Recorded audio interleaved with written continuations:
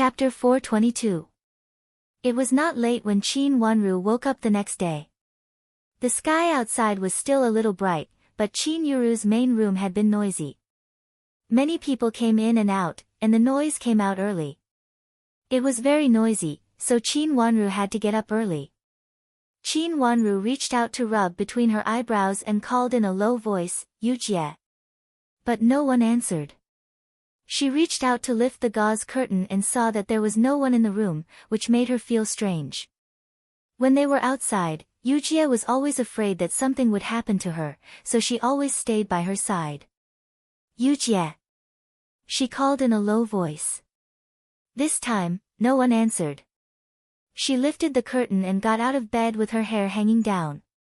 When she was about to go to the window to see, the door was pushed open. Yujie came in with her toiletries and looked angry. Seeing that Qin Wanru had woken up, she hurriedly helped her to wash up. "Miss, I'm going to find hot water for you to wash up." First Mrs. Servant said that First Miss needs hot water. Today is a big event for First Miss, so they have to wait for First Miss first, Yujie said angrily.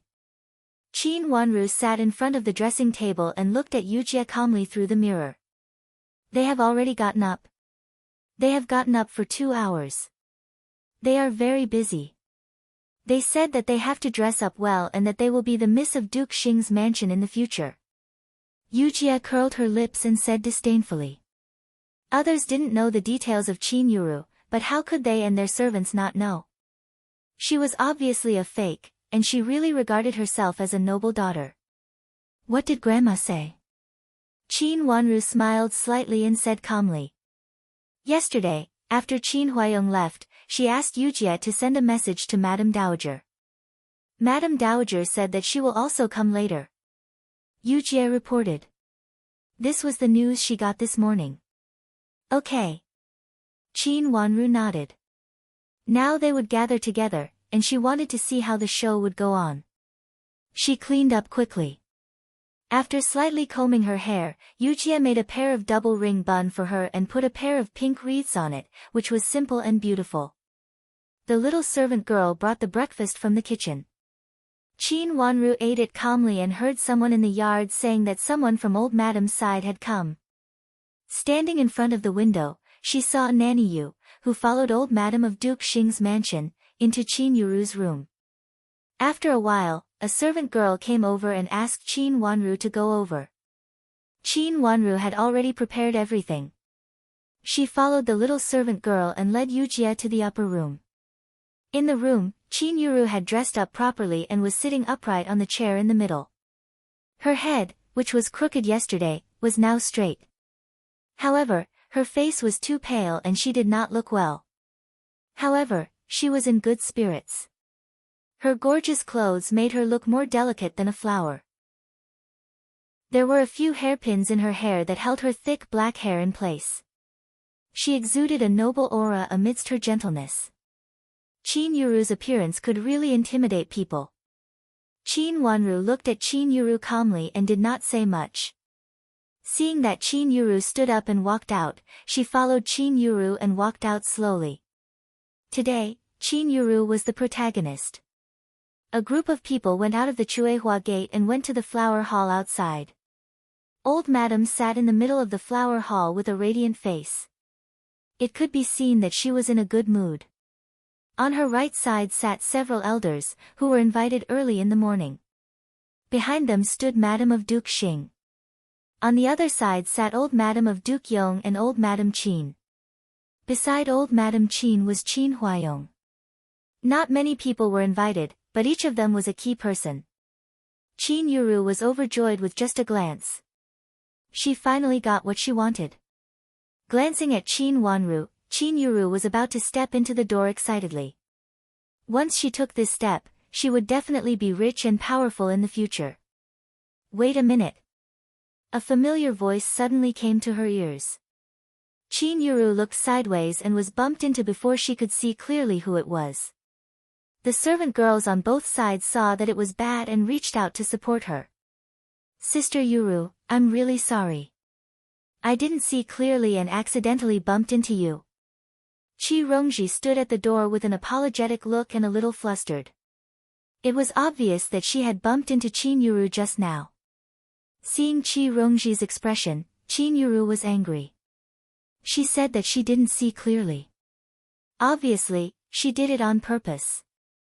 But now there were so many important people sitting inside, Qin Yuru couldn't really fall out with them. She immediately put on a fake smile and said, "It doesn't matter. Sister Qi has always been so reckless. Sister Yuru is really tolerant."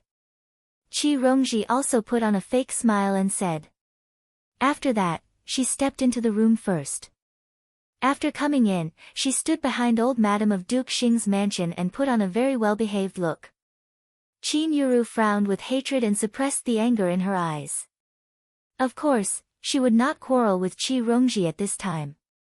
Holding the servant girl's hand, she entered the room and gracefully bowed to old Madam.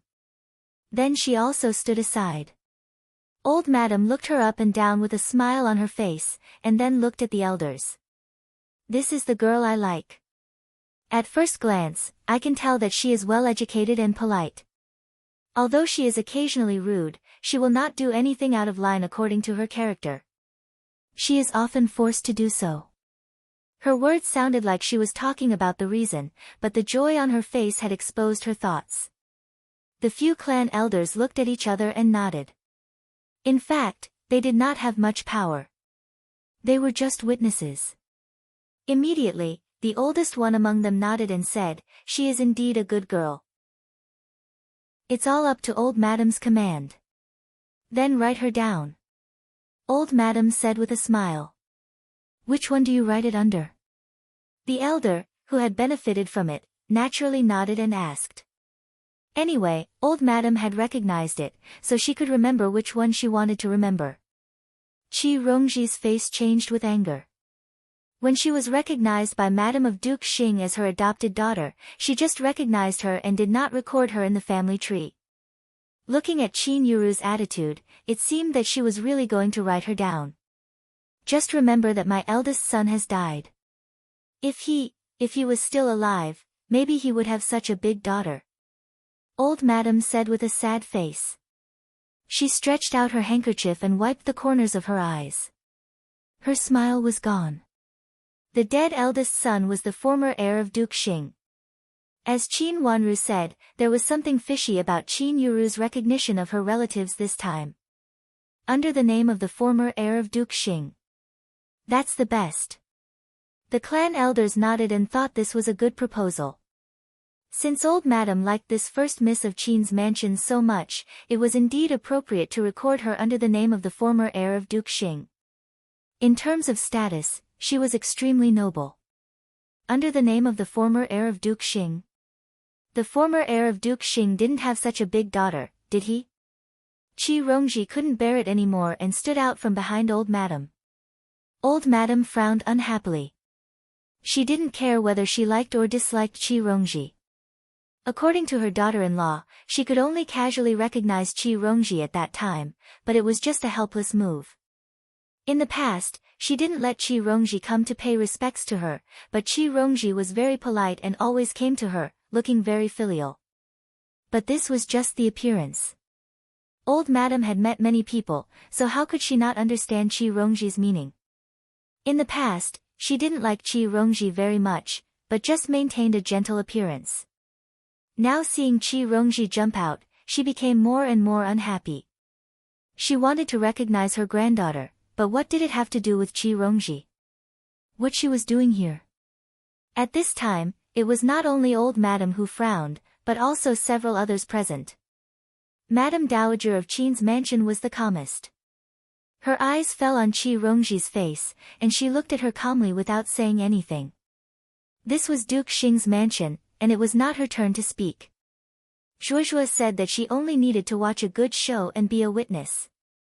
"Rongji, leave now." "What nonsense are you talking about?" Madam of Duke Xing also looked unhappy and scolded. "Mother, first Miss Qin is 15 years old now, and she passed the coming-of-age ceremony before the Spring Festival. When she was in Jiangzhou, she married my elder brother after the coming-of-age ceremony. But because she wanted to find a higher position, she took advantage of Qin Wanru's childish nature and let her get on the bridal sedan chair instead of her. Later, she made a scandal that she secretly met my elder brother after breaking off the engagement. She had no choice but to stay in Jiangzhou, so she hurried to the capital city.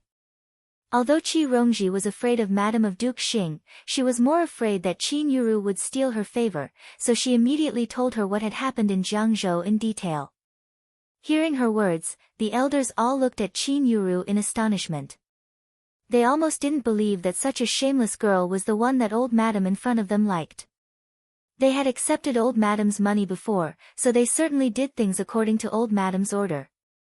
It had nothing to do with them whether Duke Xing's mansion accepted a granddaughter or not. But when he heard Qi Rongji's words, his expression immediately turned cold. If this was true, it could bring disaster to the entire Shao clan. The reputation of the women of Shao family might be affected when the girl in front of them was recorded in the family tree. What nonsense are you talking about? Old madam was furious and shouted. Old madam, I am not talking nonsense. If you don't believe me, I have 2 witnesses here. You can see them. Qi Rongji suppressed the panic in her heart and said. Last night, she not only stole the material evidence, but also brought 2 witnesses from her mansion. They were servants brought by Qi Tianyu from Jiangzhou, and they knew clearly about the things between Qi Tianyu and Qin Yuru. When she arrived, Qi Tianyu was not there, so she went into Qi Tianyu's study and rummaged around. She said that she was looking for some books, but she turned the study upside down. Qi Tianyu's servant originally didn't want to let her in, but she said that she was looking for a very important book. If it was missing, they would be held responsible, so the servant had no choice but to let her in. After Qi Rongji found the material evidence she wanted, she took the 2 important servants away, saying that they could help deal with some affairs. At this time, she came prepared. Although she was a little scared, she didn't panic. Qi Rongji, don't talk nonsense. Where did you get the witnesses? Hearing this, Qin Yuru immediately knew that it was not good. The dignified look on her face was immediately disordered, and she turned pale with fright. The thing in Jiangzhou was a bad tumor in her root, and she was most afraid of people mentioning it. Chapter 423. There were 2 people standing in the hall. They were 2 servants sent from Jiangzhou. Qin Yuru's expression changed drastically when she saw their faces. Qin Yuru was not the only one who changed her expression.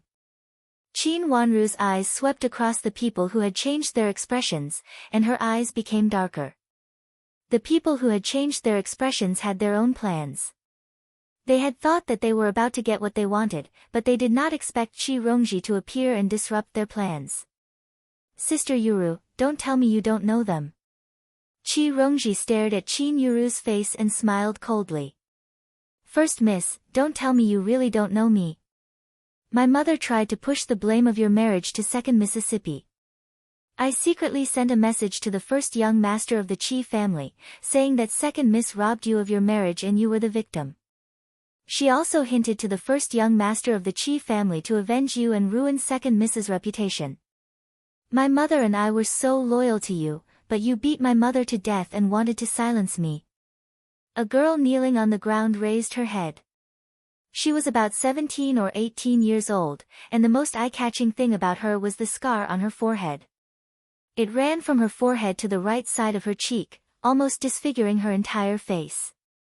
Even so, the girl's pretty eyes and brows could still be vaguely seen.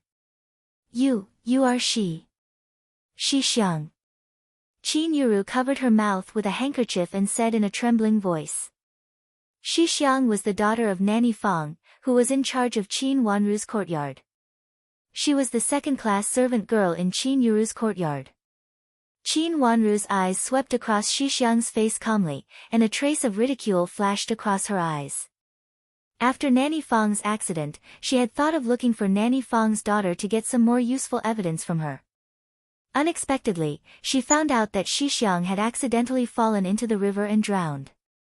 The river was very fast, and many people had drowned in Jiangzhou. Moreover, She was just a second-class servant girl, so it was fine that the master did not pursue the matter. Qin Wanru had suspected such a coincidence at the beginning, but she had few useful people around her, so she couldn't find out the truth for a while, and then left it unsettled. Now it seemed that when Nanny Fong was in trouble, Qin Yuru also took action.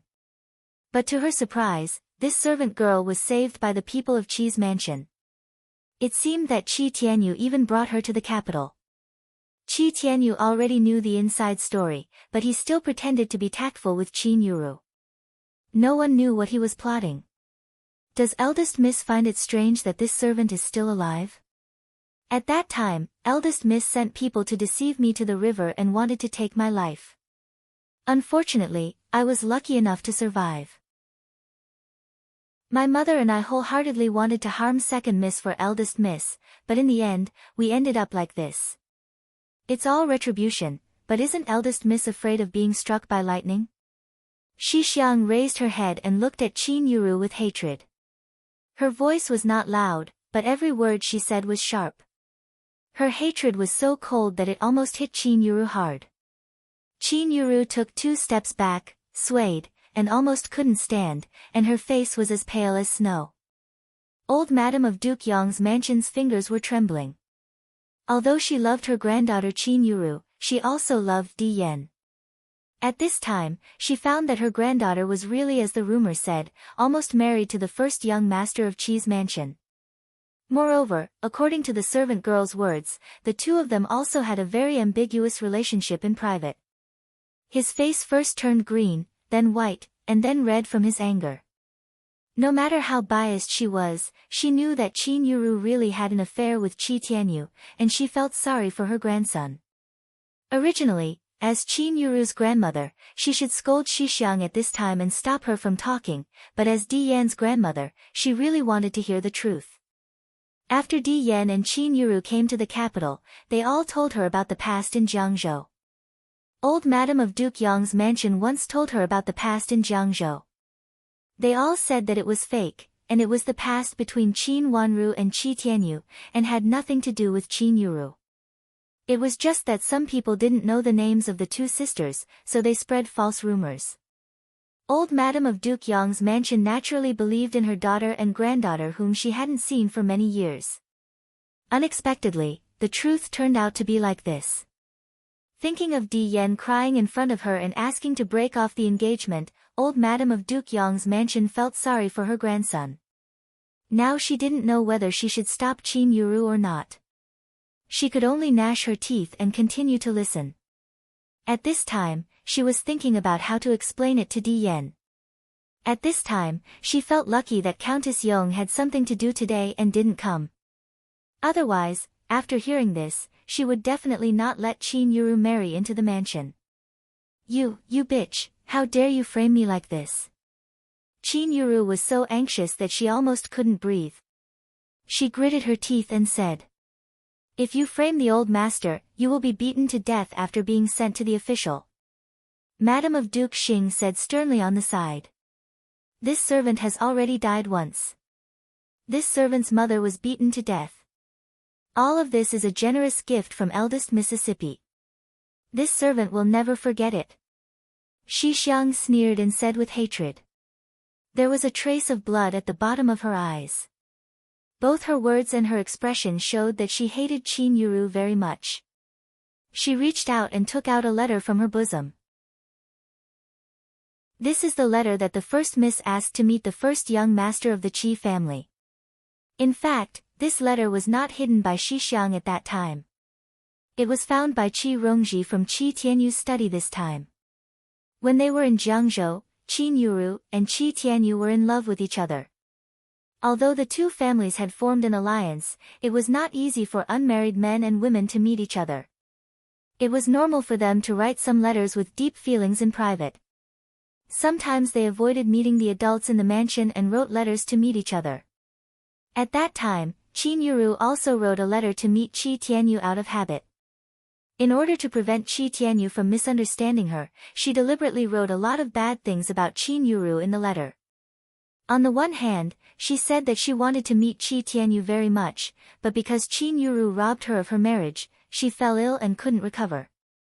On the other hand, she said that she missed Qi Tianyu very much. She wrote a lot of words with affection. Although she didn't directly resent Qin Wanru, her words were full of self-reproach and even a sense of self-abandonment. She implied that if she couldn't marry Qi Tianyu, she would have no love in life and it would be difficult for her to be happy in the future. And it was Qin Wanru who caused all this. "Old madam, look at this letter." Qi Rongji took the letter from Xixiang and proudly handed it to old madam of Duke Xing's mansion. She didn't expect that she would gain so much. "Old madam, these letters are all fake. This servant girl was indeed my former servant girl, but later she was beaten and sold by me because of something. I didn't expect that she would hold a grudge against me and now frame me." Although Qin Yuru wanted to grab the letter, she also knew that she couldn't really act rashly. "Framed you? Sister Yuru, it's good that you don't frame others. My brother's reputation is ruined by you." Qi Rongji sneered mercilessly and handed the letter in her hand to Nanny Yu. Nanny Yu silently took it and handed it to old madam of Duke Xing's mansion who was sitting on the high seat. Old madam of Duke Xing's mansion reached out to take it. After reading it carefully, she handed it to old madam of Duke Yong's mansion beside her with a very ugly face. After old madam of Duke Yong's mansion read it, her face turned blue and red, and she was ashamed and angry at the same time. If Qin Yuru wasn't her biological granddaughter and if Madame D wasn't in such a situation now, she almost couldn't help throwing the letter to Qin Yuru's face. Old madam of Duke Yong's mansion held the paper tightly with trembling fingers. At this moment, even the experienced and knowledgeable old madam of Duke Yong didn't know what she should do. She wanted to destroy the letter, but she also knew that if she did so, people would think that she was trying to cover it up. Her identity didn't allow her to do such a thing. She glanced sideways at a trusted old maid standing behind her and winked. The trusted old maid understood and took a step forward to take the paper and tear it. The master couldn't tear it, but the servants could. After tearing it, they could put the blame on the servant girl. The letter didn't fall into the hands of the old maid. Another hand quickly took the letter from old madam of Duke Yong's mansion. "Old madam, after reading it, let our madam dowager have a look." Yu Jie said with a smile and reached out to hand the paper to old madam Qin. Qin Wanru had asked her to keep an eye on old madam of Duke Yong for fear that she would destroy the evidence. Old madam Qin read it calmly, sighed heavily, and handed the letter to Qin Huayong. Qin Huayong's face was very ugly. After reading 10 lines at a glance, he slammed the letter in his hand on the table and shouted, "Unfilial girl, how dare you do this? Father, this letter is really not written by me. Someone deliberately imitated my handwriting. How could I write such a letter?" Qin Yuru covered her face and burst into tears. "Not written by you?" Old madam of Duke Yong's mansion rolled her eyes and suddenly felt that she was alive again. "Grandma, of course, this letter is not written by me. I don't know what Sister Rongji means. Why does she treat me like this? Is it because I am favored by old madam? If so, then I don't recognize you as my relative. Sister Rongji, please let me go." Qin Yuru turned around in tears and knelt down in front of Qi Rongji. Tears fell down one by one, and she looked very sad. She clearly knew that she could not admit it at this time. If she refused to admit it, she didn't believe that Qi Rongji could do anything to her. The letter could be forged, and the witness could deliberately frame her. At this moment, Qin Yuru's mind was unprecedentedly clear.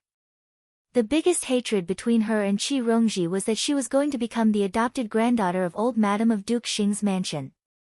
Qi Rongji was afraid that she would steal old madam's favor, so she exposed the past at all costs. She bet that Qi Rongji could not take out other evidence except this evidence that could be forged.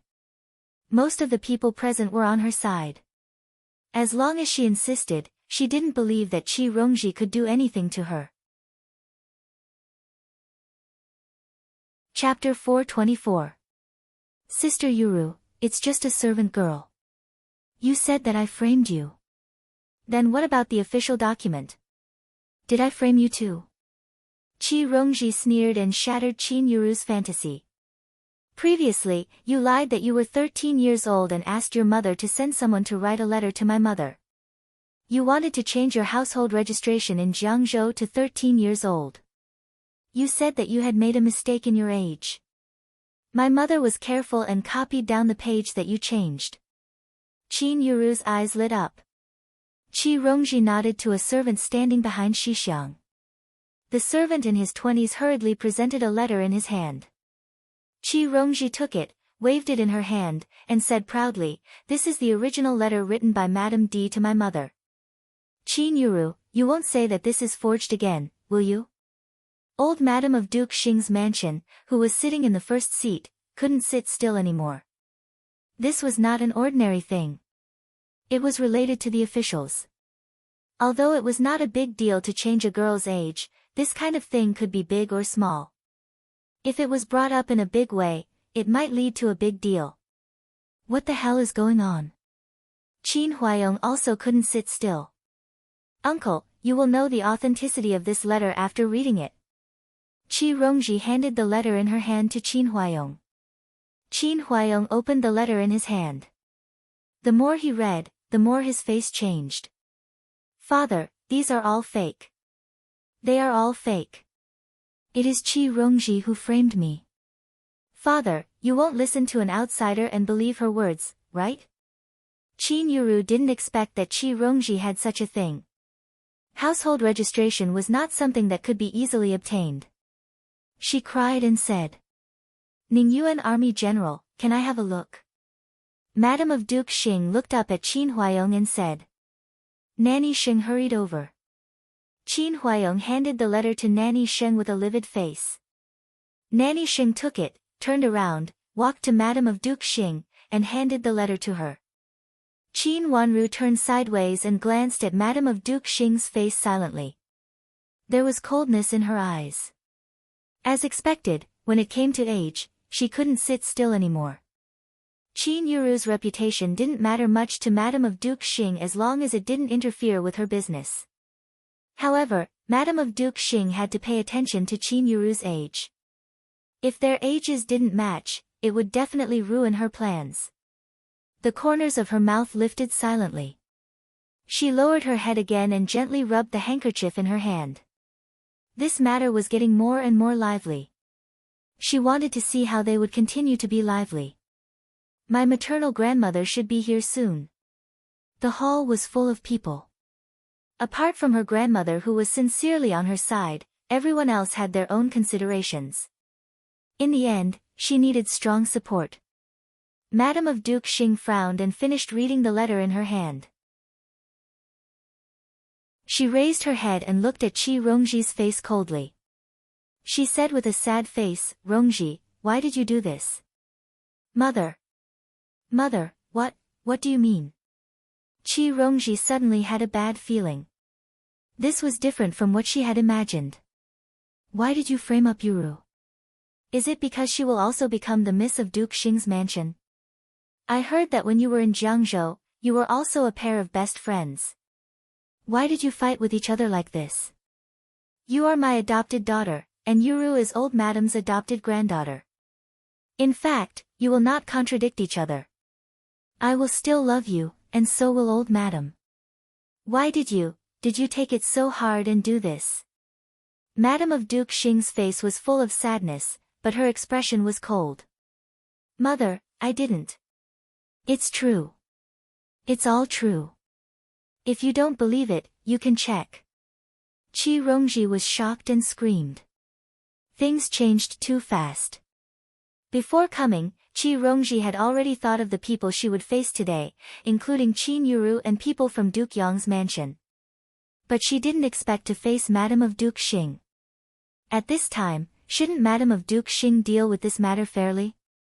Why did she feel that Madame of Duke Xing was trying hard to protect Qin Yuru? Qin Yuru was liked by old Madame, not by Madame of Duke Xing. Why did Madame of Duke Xing protect her so much? Check what? Go to Jiangzhou to check. Rongji, well, I know what you did today is because you are jealous that Yuru is favored by old Madame. Don't worry. From now on, you and Yuru will call each other sisters. Just let it go. It's just a child's trifle. If it gets serious, it will make old Madam unhappy.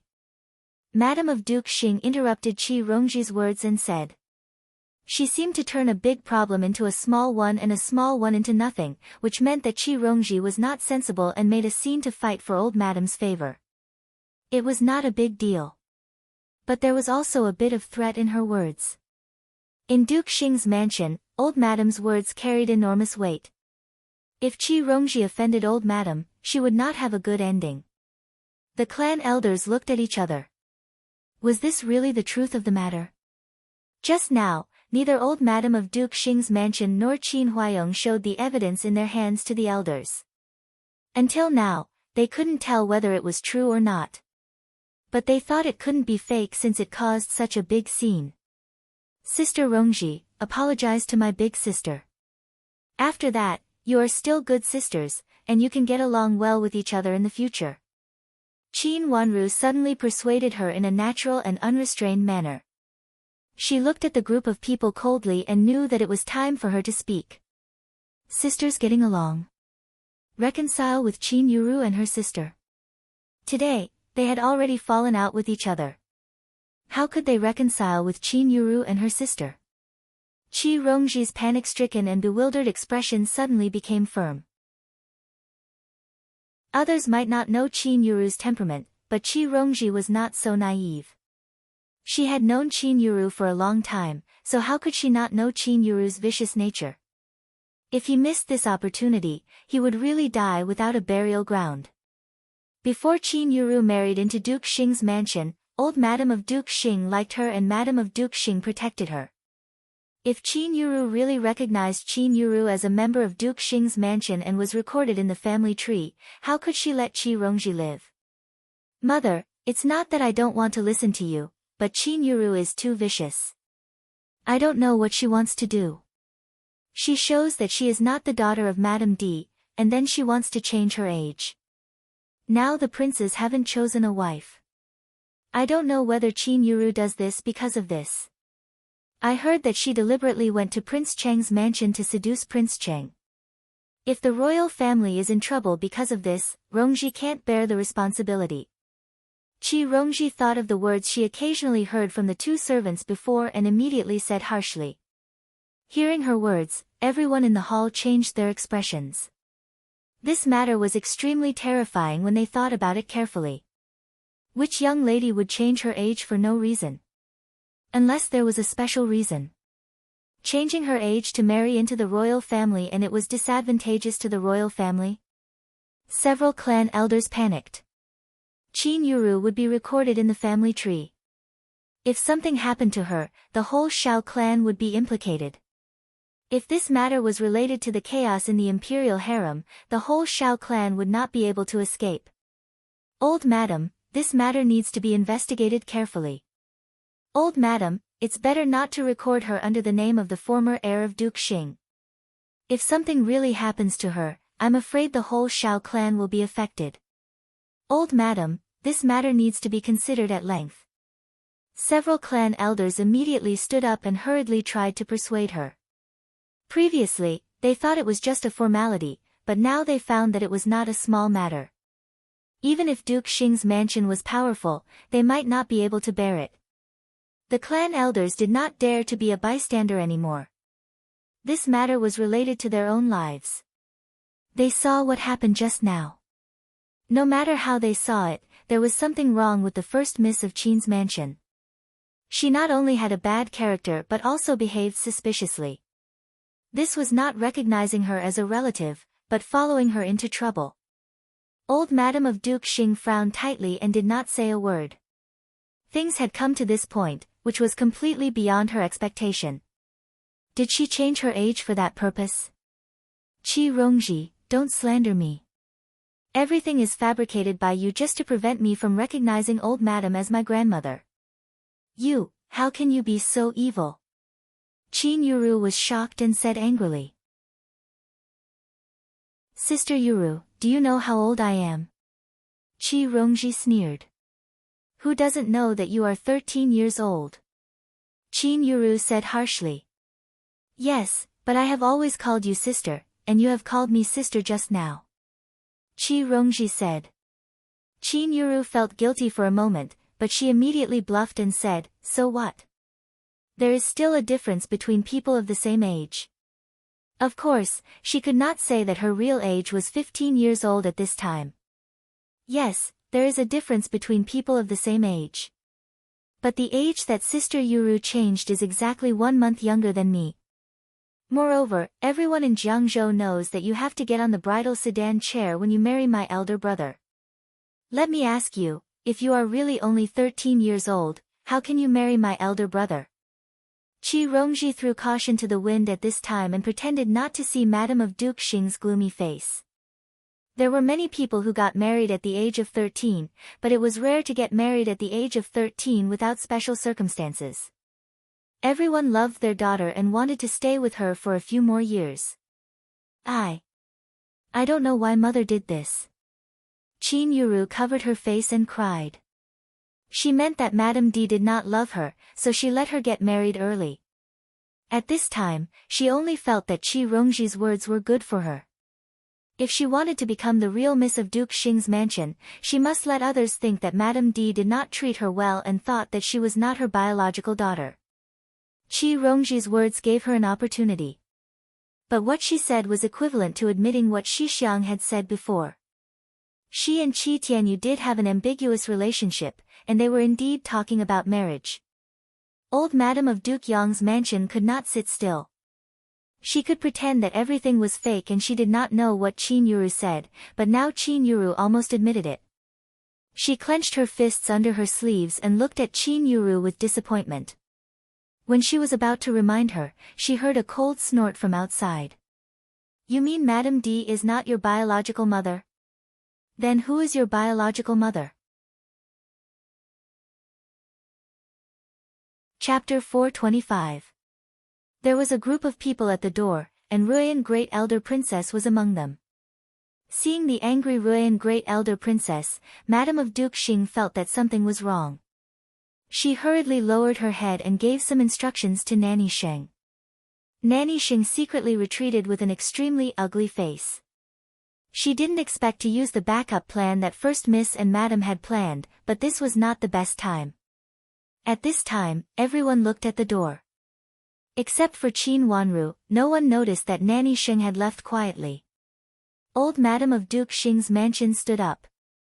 Rui and Great Elder Princess had not entered the gate of Duke Xing's mansion for several years.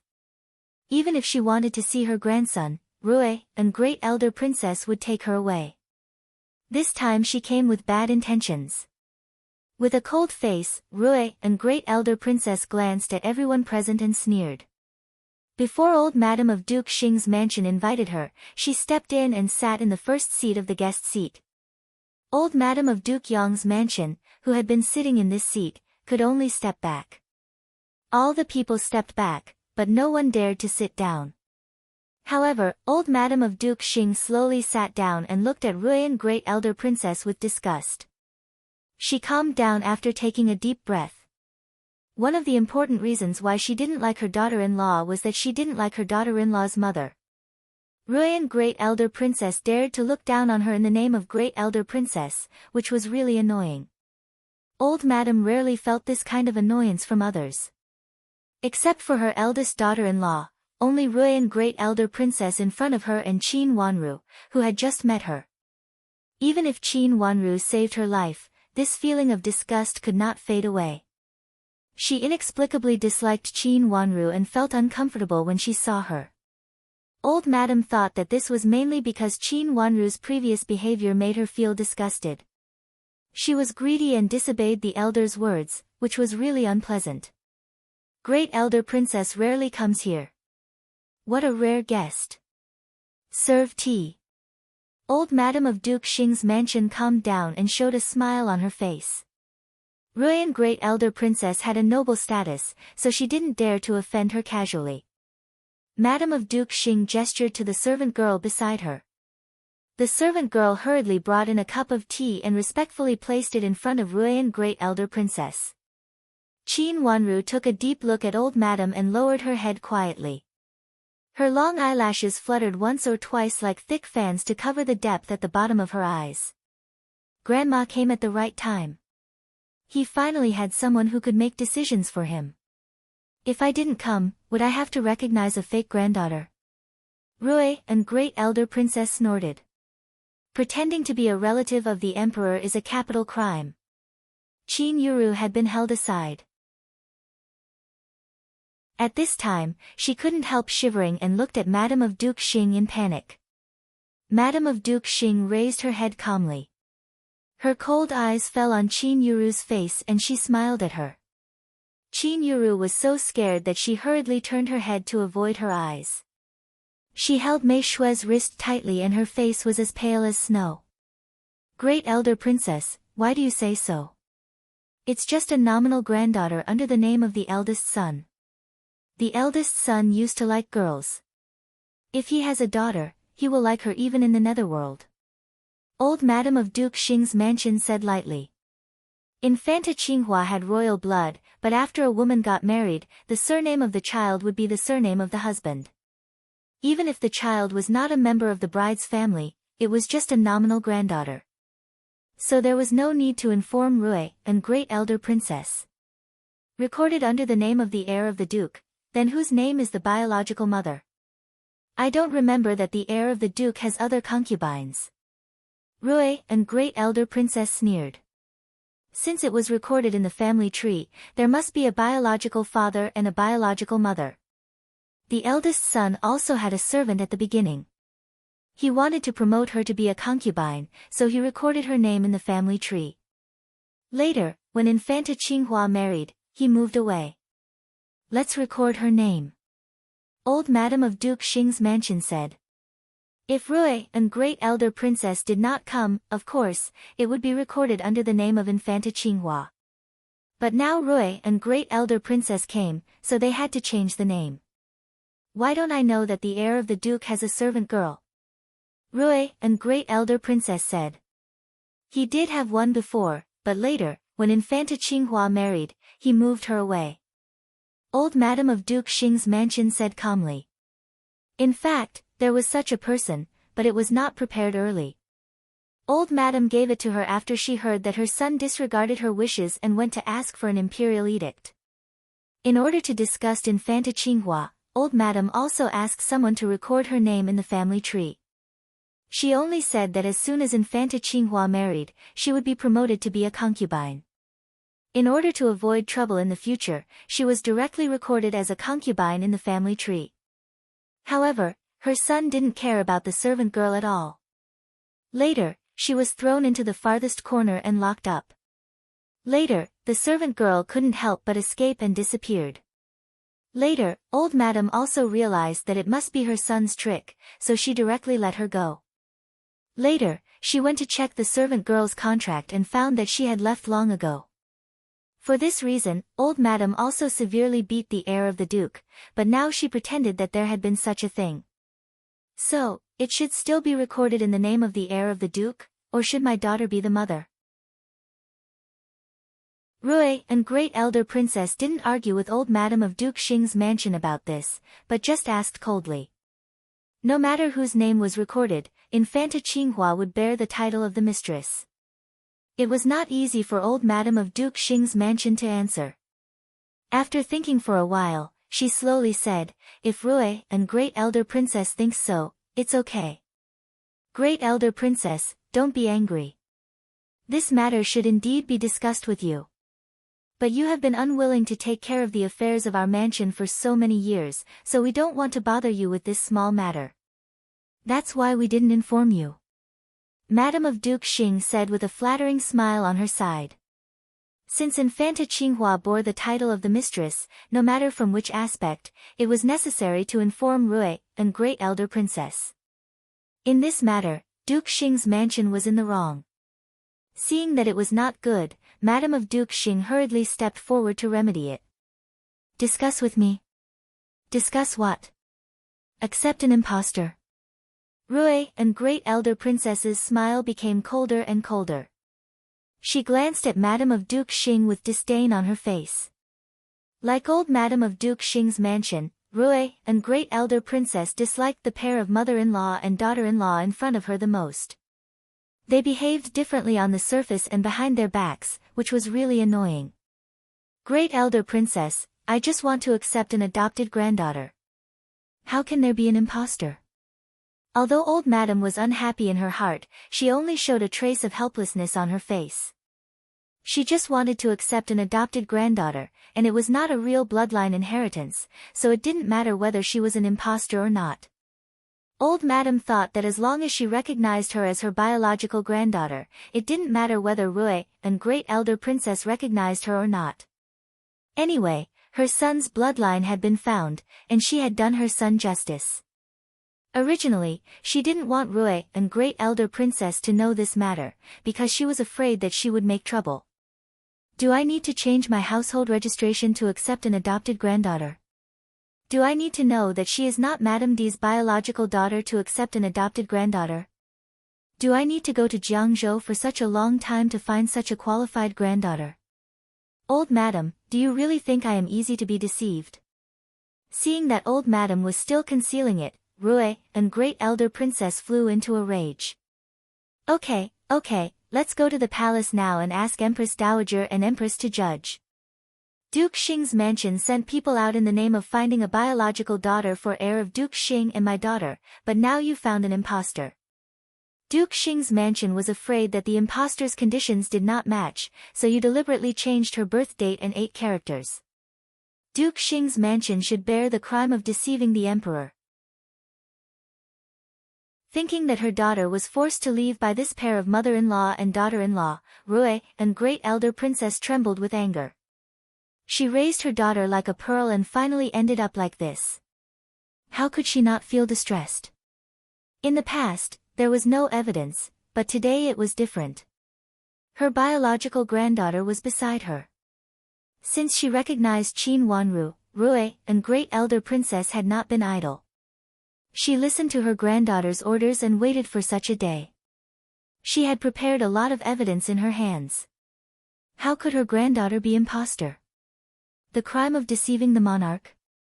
The faces of several clan elders became very ugly, and they all regretted coveting the money of Duke Xing's mansion.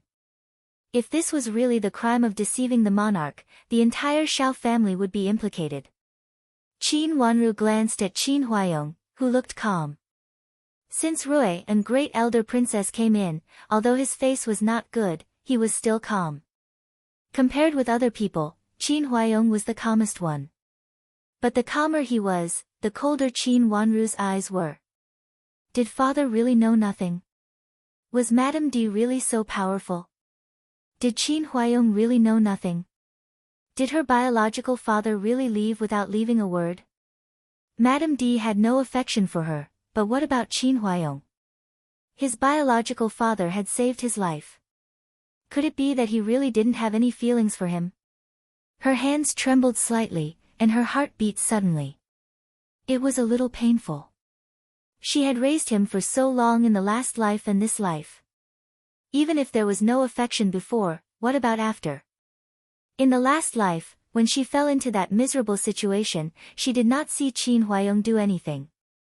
It seemed that everything was done by Madame D and her daughter, and he saw nothing. Had he really been blinded by her? In the last life, Qin Huayong's official position was promoted again and again, and his career was very successful. Was he really a muddle-headed person in family affairs? Did Madame D cover the truth with one hand, and Qin Huayong did not have any doubt? There were too many questions hidden in her heart, but every more doubts made her heart hurt more. She took a deep breath, suppressed the pain in her heart, and looked up again, only to see coldness. A debt of blood must be paid in blood. She would get to the bottom of it. Old madam. Madam, there are people outside, saying that they are looking for second Miss Qin. An old maid came in a hurry. Seeing so many people in the flower hall, she was stunned for a moment, but she still said to Madame of Duke Xing timidly. How did they come here? This is not Qin's mansion. Madame of Duke Xing answered unhappily. No one was in the mood to receive other people at this time. Chapter 426. Qin Wanru's biological parents. Everyone in the reception hall was stunned by his words. What kind of drama was going on?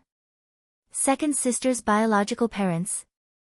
Qin Yuru's eyes lit up and she said happily, invite them in, invite them in. She had been driven to the end of her rope. How could she not be happy when such a thing suddenly appeared? Zhuozhua's biological parents? How could it be possible? Old Madame Qin had been watching quietly for a long time. She couldn't get a word in before, but now she couldn't help frowning and glancing at Qin Huayong. Qin Huayong didn't say anything and just looked at Madame of Duke Xing, let them in. Madame of Duke Xing said helplessly. Although this was not Qin's mansion, these people of Qin's mansion were here, so she couldn't be unreasonable and not let them see them. Hearing Madame of Duke Xing's words, the old maid hurriedly left and soon came in with a middle-aged couple. As soon as they entered the door, the middle-aged woman's eyes fell on Qin Wanru. It seemed that she recognized Qin Wanru at a glance. She was surprised and happy and even wiped her tears. Are you Wanru? I am your mother. The middle-aged woman rushed over. Yu Jia took a step forward and stopped him from going any further. The middle-aged man who came later also had red eyes, but he was a man. He took a few steps forward and looked at Qin Wanru with excitement but didn't lose his composure. Are you second Miss Qin's biological parents? Madame of Duke Xing looked up and down at the couple and asked. The middle-aged couple's clothes didn't look gorgeous. It was obvious that they were from ordinary families. But at this time, looking at Qin Wanru's surprised and happy look, people really felt that what they said was true. There were 3 misses in the flower hall. As soon as they came in, they saw Qin Wanru and only talked to her. Obviously, they recognized her. Yes, we are Wanru's biological parents. At that time, the child disappeared during the war. Later, we looked for her for many years but couldn't find her. We thought something had happened to her. The middle-aged woman wiped her tears and looked at Qin Wanru with tears. Her surprised and happy look seemed to be true. My second daughter is my own. She wasn't picked up from the streets. Qin Huayong frowned and said. He had never admitted that he was not Qin Wanru's biological father. Qin Wanru's eyes moved from the middle-aged man's face to his face. Even at this time, Qin Huayong was still as persistent as before. Although his persistence was fragile and almost broke at the slightest touch, he was so persistent as if he would protect Qin Wanru at any time. If there really was such a relationship, how could she have led such a miserable life in her previous life? There was no one to protect her. She pursed her lips tightly, forming a thin, cold line. She wanted to see how this show was going to play out next. She had seen it clearly when Nanny Sheng left before. General Qin, this is really my daughter. Everyone in Jiangzhou knows that second miss is not your biological daughter. You don't have to hide it. The middle-aged man looked at Qin Huayong and pleaded. Of course, Wanru is my biological daughter. The rumors outside are all false. Qin Huayong's face turned cold impatiently when he heard the middle-aged man doubting Qin Wanru's identity. He was a general. His expression was cold and he had an aura of death and punishment. The middle-aged man became afraid and took a step back. However, he still begged, Great General Qin, I know that my daughter has been raised by you for so many years and has developed feelings for you. Naturally, you don't want her to return home, but she is our biological daughter. Do you really have the heart to separate her from her own flesh and blood? Do you not want her to be with her biological parents? General Qin, I beg you. The middle-aged woman knelt down in front of Qin Huayong. When she raised her head, her face was already covered in tears. General Qin, you adopted our daughter and raised her. You are indeed good to her. Our family is grateful. Even if we recognize her, if she doesn't want to go back with us, we won't force her. We just want to make up for so many years of regret. The middle-aged man's voice also choked with sobs. Second sister, are these your biological parents? Just recognize them. Before Qin Huayong spoke, Qin Yuru had already sighed deeply and said with a pitiful face. This. Qin Huayong was silent and did not speak. However, his tone and expression all showed that it was true. Qin Wanru was not his biological daughter. Even if he had originally insisted that Qin Wanru was his biological daughter, he could not be stubborn at this time. Old Madame Qin's face changed. She was a little pale with anger. Her body trembled slightly and it seemed that she was about to fall. Qin Wanru hurriedly stepped forward and held Madame Dowager. She reached out and gently pinched Madame Dowager's shoulder. She comforted her softly, "Grandma, don't worry. Just watch. It seems that second Miss is really not General Qin's biological daughter. Then she should be the biological daughter of this couple. It is also a good thing." Finally, father and daughter, mother and daughter meet. Madame of Duke Xing sighed softly and wiped the corners of her eyes with a handkerchief. It seemed that she was also moved by the scene in front of her. "Madame of Duke Xing, how do you know that the person in front of you has a relationship with me? How can you be so sure without asking?" Qin Wanru asked calmly. "Wanru, we are really your biological parents. Look, I also brought the clothes you wore when you were a child." As soon as the middle-aged woman heard Qin Wanru's words, she immediately took off the bag she was carrying on her back and spread it on the ground. She pointed at a few small clothes exposed inside and said. The clothes were very old and seemed to have been worn for several years. Such small clothes should be the flowery clothes worn by a 3 or 4-year-old girl. Qin Wanru looked at these old flowery clothes extremely calmly, with her eyes full of coldness. These few items are enough to prove it. There are many clothes for little girls in this world. Wanru, how can you not recognize us? We are really your biological parents.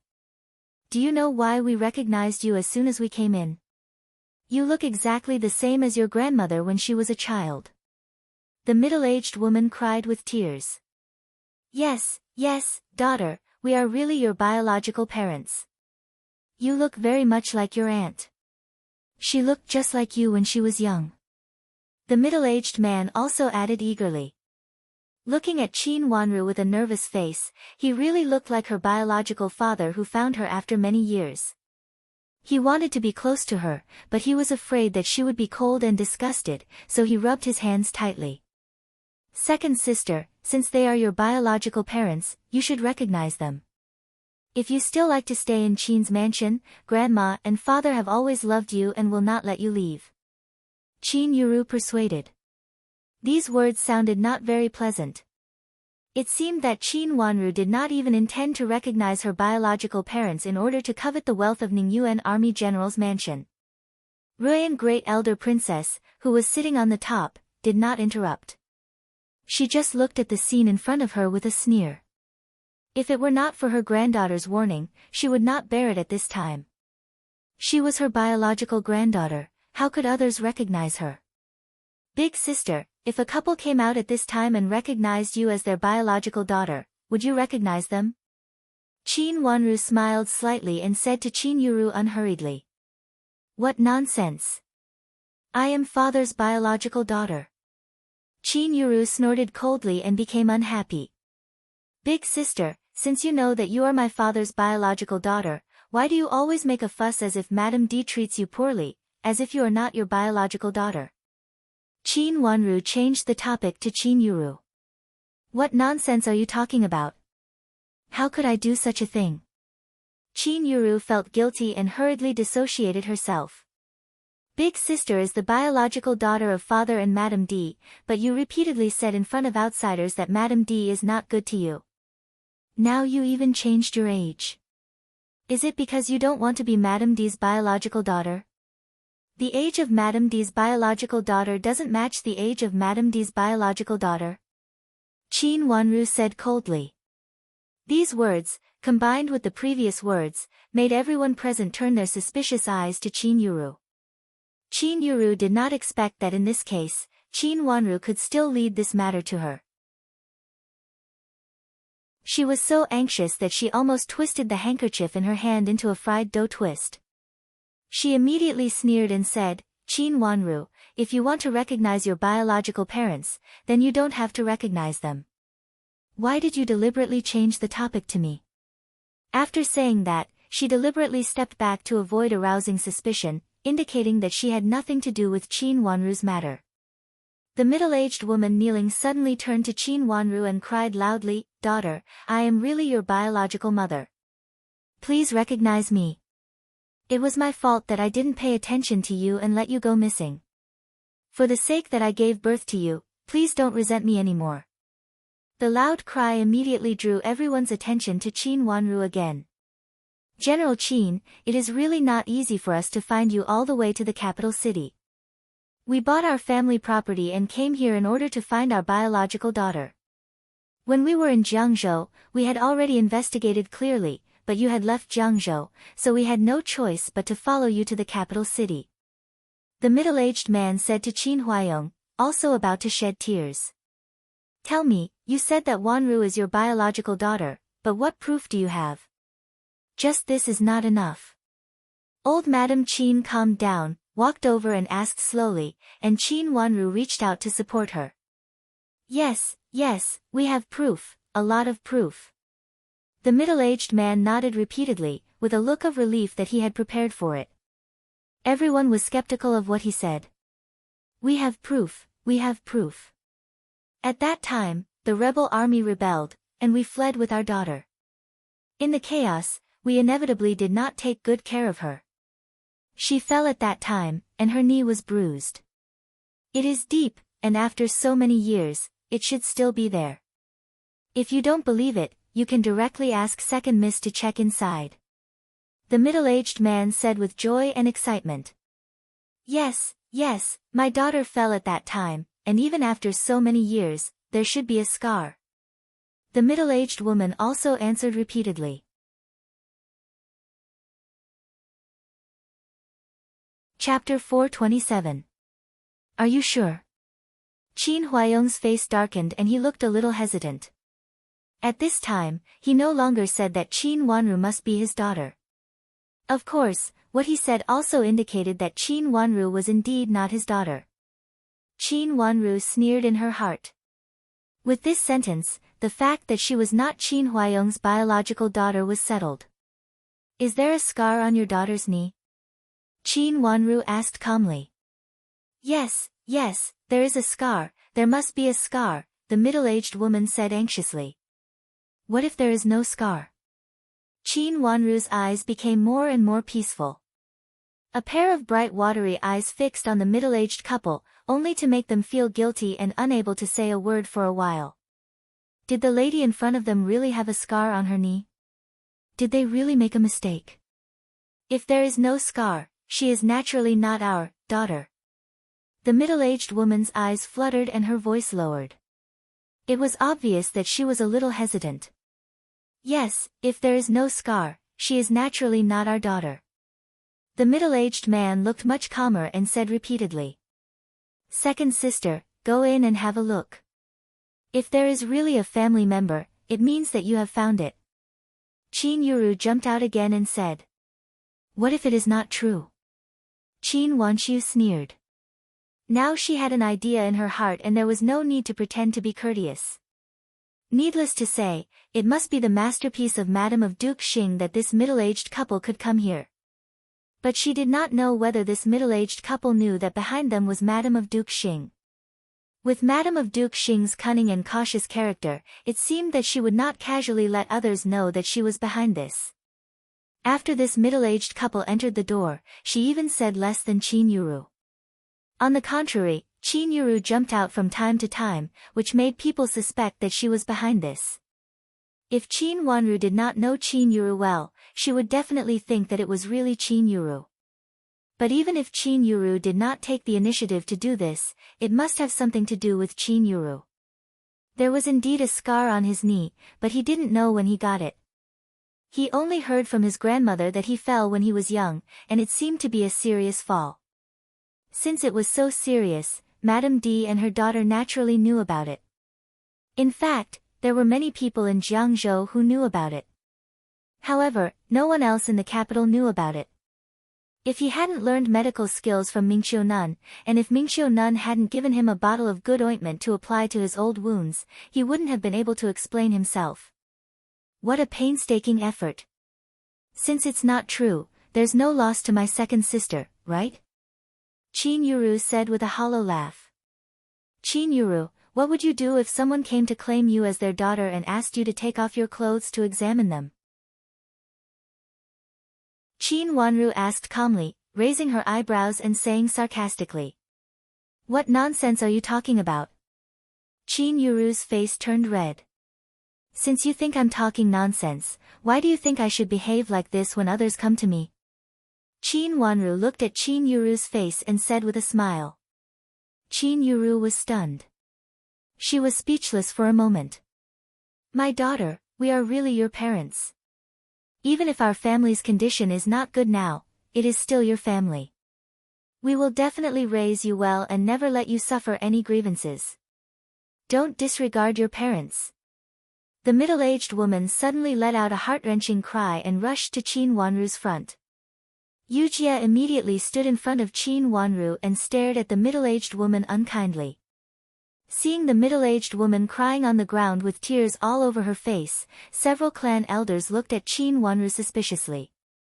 Was it true? Rui and Great Elder Princess lowered her head, picked up the teacup at her hand, took a sip, and leaned back. Her leisurely look made people feel that what happened in the court had nothing to do with her. Madame of Duke Xing felt relieved. It seemed that there was no relationship between Qin Wanru and Rui and Great Elder Princess, which was the best thing. Since Rui and Great Elder Princess didn't know the truth, even if she failed today, she still had a chance later. She couldn't be anxious, and she shouldn't be anxious. Second miss, do you want to have a look? You can ask your servant girl to go with you. Madame of Duke Xing took 2 steps forward and whispered to Qin Wanru with concern. If it is not true, you can also discourage them, lest they go out to talk nonsense and ruin your reputation. Go and have a look. Whether it is true or not, you have to show evidence. Old Madame of Duke Yong also interrupted. She also hoped that Qin Wanru would get out of Qin's mansion. It would be the best if there was such a thing. Sister Wanru, you go and have a look. You have to make them give up. Hearing Madame of Duke Xing's words, she immediately added, anyway, you are indeed not uncle's daughter. It is also a great thing to find your parents. Qin Yuru's matter had made Madame of Duke Xing unhappy. Now she would do whatever Madame of Duke Xing said. Grandma, am I really not father's biological daughter? Qin Wanru looked at old Madame Qin with a pale face and her lips trembled. Old Madame Qin sighed, and there seemed to be more wrinkles on her face. She said bitterly, Zhuozhua, even if you are not your father's biological daughter, you are my biological granddaughter. Father, am I not your biological daughter? Qin Wanru's face became increasingly pale. She turned to look at Qin Huayong, seeming to want to seek shelter. Her beautiful eyes were full of tears, and she was about to fall. Qin Huayong's face was very ugly. It could be seen that he also found it difficult to speak, but finally he nodded deeply in everyone's eyes. Wanru, don't worry. Even if you are not my biological daughter, I will treat you as my biological daughter. Although he did not directly answer Qin Wanru, everyone present understood his meaning. As expected, Qin Wanru was not Qin Huayong's biological daughter. Those scattered rumors outside were all true. No one felt surprised by Qin Huayong's words, and even felt that it should be so. If Qin Wanru was Qin Huayong's biological daughter, how dare Madame D treat Qin Wanru like this? Father, who are my biological parents? Qin Wanru stared at Qin Huayong and asked. Qin Huayong fell silent and did not speak for a long time. It seemed that he did not know what to say for a moment. He turned to look at the couple and wanted to say something but stopped on second thought. But their behavior made people more certain that the couple in front of them were really Qin Wanru's biological parents. Sister Wanru, just accept them. They are your biological parents after all. They did not mean to lose you at that time. Qi Rongji kindly persuaded her again. Yes, second sister, a son will never dislike his mother for being ugly. No matter what, they are your parents. Qin Yuru was rarely consistent with Qi Rongji and also showed concern. Hurry up and accept them. We are in Duke Xing's mansion, not Ning Yuan Army General's mansion. Old Madam of Duke Xing's mansion also said, and looked at Qin Wanru with more disdain. Qin Wanru was really born in a humble family. Even if she was raised in Ning Yuan Army General's mansion, she was still humble from the root. Looking at these unreliable parents, she knew that the child born by them could not be a good person. Old Madam's own affairs had not been solved, and Rui, and great elder princess was still sitting here. She was worried, so she was not in the mood to help Qin's mansion solve the housework. At this time, she wanted to drive them away rudely. Accept them, accept them. An elder couldn't help but say. They are your biological parents after all. If you don't accept them, heaven and earth will not tolerate you. Another elder said. They had not handled their own affairs well, so they really had no energy to care about other people's affairs. Since old madam had driven them away, they certainly did not need to be polite. Where did father pick me up? Where did they lose the child? Qin Wanru ignored their words and still stared at Qin Huayong, as if she would not let go of Qin Huayong if he didn't give any evidence today. Her stubbornness made old Madam of Duke Xing's mansion even angrier. She banged on the table heavily and said, Second Miss Qin, I really shouldn't intervene in your affairs. But now you are in our mansion, not only do you not accept your biological parents, but you also interrogate your adoptive father. You are really unfilial. If Second Miss Qin has nothing else to say, please leave. Son, we are really your biological parents. The middle-aged woman let out a timely cry, just like a mother who had been rejected by a woman. Father, are you unwilling to say it or you can't say it? Qin Wanru ignored them. She wanted to force Qin Huayong to say it today. It was very chaotic at that time, and we didn't know when you disappeared. Son, we came to the capital city from thousands of miles away just to find you. For the sake of our hard work, please forgive our mistakes at that time. The middle-aged man also wiped his tears with his sleeves. Qin Huayong still did not say a word. He slowly lowered his head and looked very pale. No one would be in a good mood when his daughter who had been raised for so many years was taken away by her biological parents.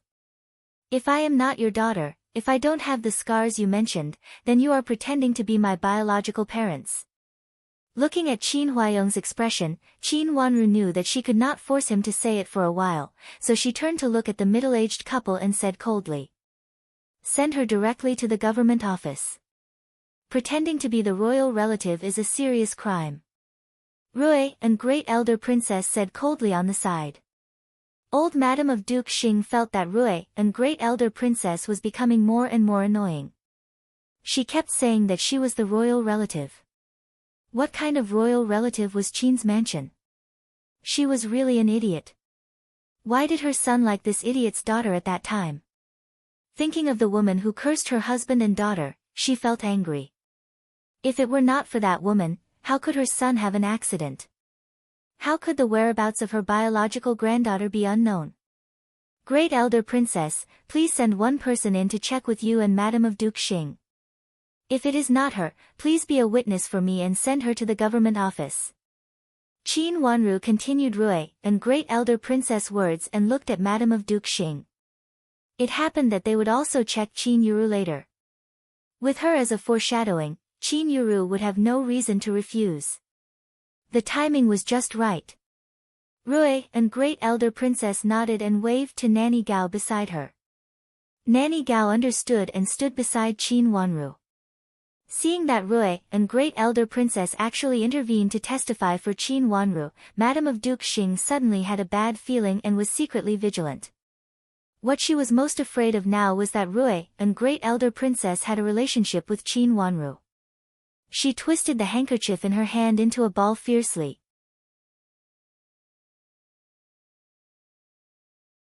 Chapter 428. The people who checked came out of the wing room after a while. Nanny Sheng, who was walking in front, felt her legs were floating. Until now, she still did not understand why the scar, which was said to be very serious, was not there. Madame D's servants had repeatedly said that the scar was definitely there. Even if so many years had passed, it would not fade. However, when Nanny Sheng saw the pair of white, tender, and clean legs, she still couldn't find the so-called scar. How could it be possible? Everyone's eyes fell on them when they saw them enter. Is there any injury? Ruyan Great Elder Princess asked slowly. Nanny Gao stepped forward and said, reporting to Great Elder Princess, there is no scar as these two people said. Second Miss Qin has nothing to do with them. Nanny Gao stepped forward and reported. Nanny Sheng looked at her master's pale face and stood behind her without saying a word. It was unwise to stand out at this time. That's great. Since it is a mistake, let's drive them away. I don't know where they came from. They even recognized the wrong person. Madame of Duke Xing adjusted her mentality and knew that it was impossible to frame Qin Wanru at this time. Since the general trend had gone, she naturally showed that she was on Qin Wanru's side. But her words seemed to be just a small misunderstanding. The middle-aged couple also panicked at this time. After looking at each other, they immediately retreated happily. Yes, we mistook the wrong person. We will go right now, right now. The middle-aged woman smiled dryly and pulled the middle-aged man to retreat. Seeing that they were about to leave the flower hall, Madame of Duke Xing breathed a sigh of relief. It was the best way to solve the problem in this way. Like Nanny Sheng, she felt that it was incredible that the scar on Qin Wanru's knee disappeared, but this was not the time to discuss this. Old Madame Qin wanted to step forward to stop them, but was stopped by Qin Wanru. Qin Wanru gently touched the back of Madame Dowager's hand, indicating that she should not act rashly. The identities of the people present were not simple, and old Madame Qin could not stop them. Come on, stop them. Rui and Great Elder Princess banged her hand on the table heavily. Immediately, two old maids of Great Elder Princess stopped her at the door. Old Madam, the entrance control of your Duke Xing's mansion is really different from that of other places. A man and a woman who come out of nowhere can enter our mansion to frame a miss from an aristocratic family who comes to your mansion as a guest and force this miss to have a blood test. If someone rushes to the door and says that the first miss of your mansion is not Duke Xing's biological daughter, will you also have to drip a blood test on the spot? Ruyan Great Elder Princess sneered, with a cruel sneer on her lips. Seeing Madame of Duke Xing's fake actions just now and old Madame of Duke Xing's mansion pretending to be deaf and dumb, Rui and Great Elder Princess thought of her daughter, who had also suffered such grievances in Duke Xing's mansion and was suppressed to the point that she couldn't speak. Now her granddaughter suffered the same harsh treatment. How could Rui and Great Elder Princess not be angry?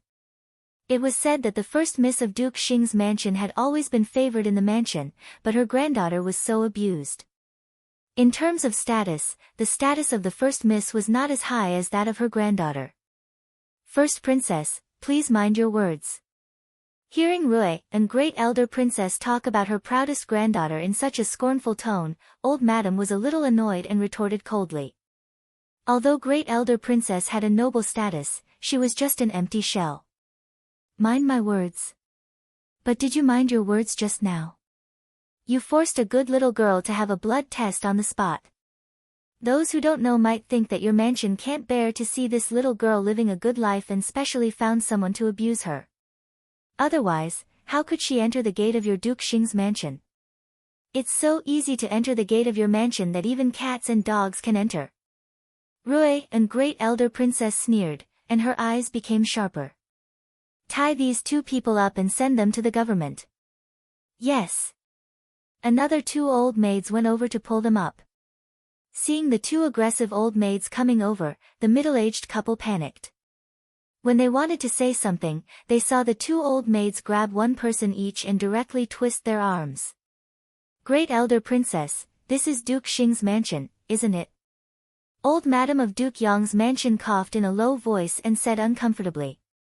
She was reminding Rui and Great Elder Princess that she could not do this kind of thing on behalf of her master. Did you plan this? Rui and Great Elder Princess asked with a gloomy face. Old Madam of Duke Yong's mansion was startled and hurriedly shook her hands. This has nothing to do with me. Just have a look. Since it has nothing to do with you, shut up. It's between me and Duke Xing's mansion, and I don't need others to intervene. Rui and Great Elder Princess shouted sternly. She didn't leave any face for Old Madam of Duke Yong's mansion. Being scolded in front of so many people, Old Madam of Duke Yong's mansion looked very embarrassed. But she also knew that Rui and Great Elder Princess had never been easy to deal with. In addition, Duke Xing's mansion was really in the wrong. Being scolded, her face turned blue and white, but she couldn't say a word. Great Elder Princess, these two people will naturally be sent to the government. Since Duke Xing's mansion was mentioned, Madam of Duke Xing had to come forward with a smile. Now she just wanted to send Rui and Great Elder Princess, the plague, away. Madam of Duke Xing is a straightforward person. Then please send them away. Rui and Great Elder Princess waved her hand, and several old maids stepped back. Seeing that no one caught them, the middle-aged couple turned around to escape. Madam of Duke Xing waved her hand helplessly, and several old maids of Duke Xing's mansion rushed up, also caught them, and then pushed them away. According to Rui and Great Elder Princess's order, they should be sent to the government. She had to send them away, because Rui and Great Elder Princess was still sitting here.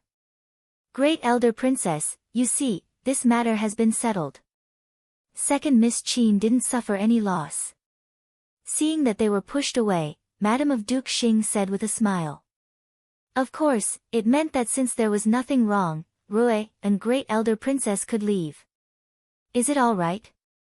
Rui and Great Elder Princess's eyes were very cold, which made Madam of Duke Xing feel very uncomfortable. But she couldn't avoid it, so she could only say with a smile, yes, it's all right. What about her? Didn't you say that she pretended to be the royal relative? Rui and Great Elder Princess stretched out her hand and said directly to Qin Yuru. Madam of Duke Xing's face froze, and she almost squeezed out a smile. This matter, we should consider it at length. Now she just wanted Rui and Great Elder Princess to leave. Consider it at length? How? Next time try to put my son-in-law's name under her name? Or do you think that she is my granddaughter, so you recognize her again and again? Rui and Great Elder Princess didn't beat around the bush at this time, and said coldly and straightforwardly. How could she be the granddaughter of Great Elder Princess? Let's just recognize her as a foster relative. Madam of Duke Xing was a little flustered and subconsciously looked at Old Madam. Old Madam of Duke Xing's mansion coughed in a low voice, hid the disgust in her eyes, and took over the topic. I just have a predestined relationship with First Miss Qin, but Great Elder Princess is concerned about me. Since Great Elder Princess doesn't like to put my name under the name of the eldest, then let's put her under the name of the second. Old Madam of Duke Xing and Madam of Duke Xing had the same idea. They just wanted to send Rui and Great Elder Princess away. Anyway, they didn't say anything, and they just wanted to recognize her as a foster relative. Rui and Great Elder Princess couldn't control so much.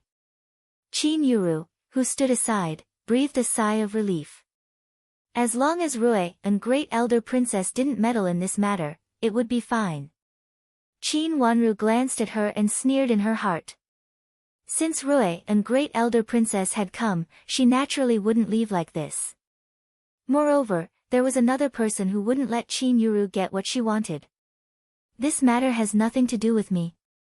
Rui and Great Elder Princess asked coldly. Of course it has nothing to do with Great Elder Princess. Old Madam of Duke Xing glanced at her and said indifferently. She didn't believe that Rui and Great Elder Princess could find out anything. Come on, find out whether First Miss Qin has my daughter's seal on her. Rui and Great Elder Princess's eyes fell on Qin Yuru, and Qin Yuru couldn't help lowering her head.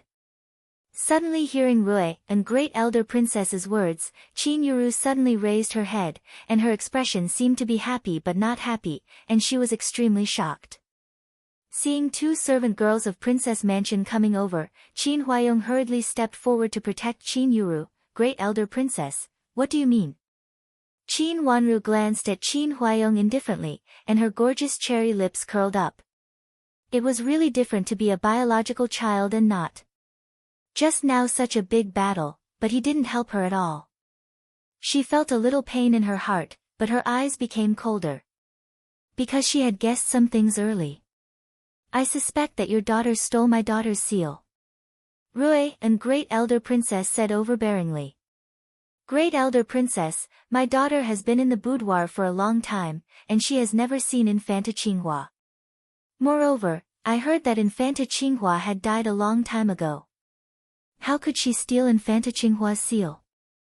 Qin Huayong explained helplessly. Rui and Great Elder Princess sneered and said angrily, just now an ordinary couple wanted to investigate second Miss Qin, and General Qin didn't stop them. Now I want to investigate first Miss Qin, and General Qin stepped forward to stop me. Am I not as good as an ordinary couple? Combined with what had happened just now, what she said was very reasonable. Or does General Qin think that first Miss Qin really stole my daughter's seal, and dare not let me investigate? Rui and Great Elder Princess sneered and continued. If he didn't investigate, it would be suspicious. Her meaning was exactly the same as when she forced Qin Wanru to investigate. Great Elder Princess, this is not very good. Old Madam of Duke Xing's mansion advised. Why didn't your mansion think it was not very good just now? Why did you force second Miss Qin like this? Is it because she has no parents that she is so despised by you? Now it is first Miss Qin, and you all jump out to say it is not very good. Rui and Great Elder Princess came here today to make trouble. Even if old Madam of Duke Xing's mansion didn't find her, she would find her. After saying that, she clapped her hands, and two old maids came to Qin Yuru and said respectfully, First Miss, please. They meant to take her to the wing room on the side for investigation. With the previous example of Qin Wanru, no one could say that it should not be done. At this time, several clan elders had completely lost their ideas. After looking at each other, they waited for the final answer of the matter.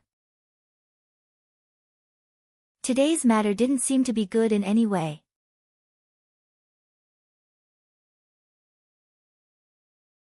Chapter 429. Old Madam of Duke Xing's mansion trusted Qin Yuru very much and wanted to be close to her. In addition, Qin Yuru wore clothes with bluegrass patterns and it was very easy to make a bluegrass seal. Qin Wanru was sure that Qin Yuru must have a bluegrass seal on her. A fake bluegrass seal. Both Qin Yuru and Duke Xing's mansion said that they just wanted to recognize their daughter, and Rui and Great Elder Princess had nothing to do with it. In this case, she would find the evidence from Qin Yuru. The bluegrass seal belonged to her biological mother, Infanta Qinghua. Since Qin Yuru had it, she must have something to do with Infanta Qinghua. Duke Xing's mansion naturally did not want Qin Yuru to take out this seal. But what about Qin Yuru? She must be willing to have something to do with Rui and Great Elder Princess and would even take the initiative to find it out. An adopted granddaughter could not satisfy Qin Yuru. In Qin Wanru's eyes, Qin Yuru's behavior was clearly willing when she went down, and she even walked faster than usual, with a somewhat impatient look, which further verified Qin Wanru's speculation. She pulled the carrot out of the pit step by step. Qin Yuru left quickly and came back quickly. After a while, she came back with the old maid. Great Elder Princess, there is really the Infanta's seal. The old maid in the front held a seal in her hand and presented it excitedly. Old Madam Qin looked at Qin Wanru. Qin Wanru bit her pink cherry lips and shook her head gently. Old Madam Qin took a deep breath. Others might not know, but she knew the inside story. The more she saw today, the sadder she was, not only for her granddaughter but also for her son. If Qin Wanru had not held her from time to time, she would not have been able to bear it at that moment. It was just a guess before, but now it was confirmed that Madame D and her daughter really had bad intentions. They wanted to impersonate the identity of the little granddaughter, and the identity of the little granddaughter was indeed the biological daughter of the former heir of Duke Xing and the biological granddaughter of Rui, and great elder princess. Old Madame Qin closed her eyes and suppressed the bitterness in her heart. She was not too surprised by what Madame D and her daughter did. Madame D and her daughter had always been greedy and selfish, but what about Qin Huayong? Just now, he clearly knew that this middle-aged couple was not Zhuozhuo's biological parents, but he did not tell the truth. Others might not know what happened back then, but how could he not know? Who entrusted Zhuozhuo to him? He even knew the details of what happened that year better than himself. But just now, he didn't say a word, let the couple shout to ruin Zhuozhuo's reputation, and didn't even defend the injury on Zhuozhuo's knee. Qin Wanru did have a serious injury on her knee. When Qin Wanru was raised in the mansion for the first time, Qin Yuru was angry that someone else shared her love after she came back, so she deliberately pushed Qin Wanru from behind and fell. It was not because she fell early in the chaos of war. Grandma. Qin Wanru seemed to sense the mixed feelings in the old lady's heart. She whispered softly and looked at old Madame Qin's face with concern. Old Madame Qin shook her head silently and smiled bitterly.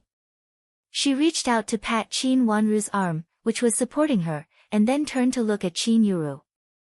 Qin Yuru's face was full of joy and uncontrollable excitement.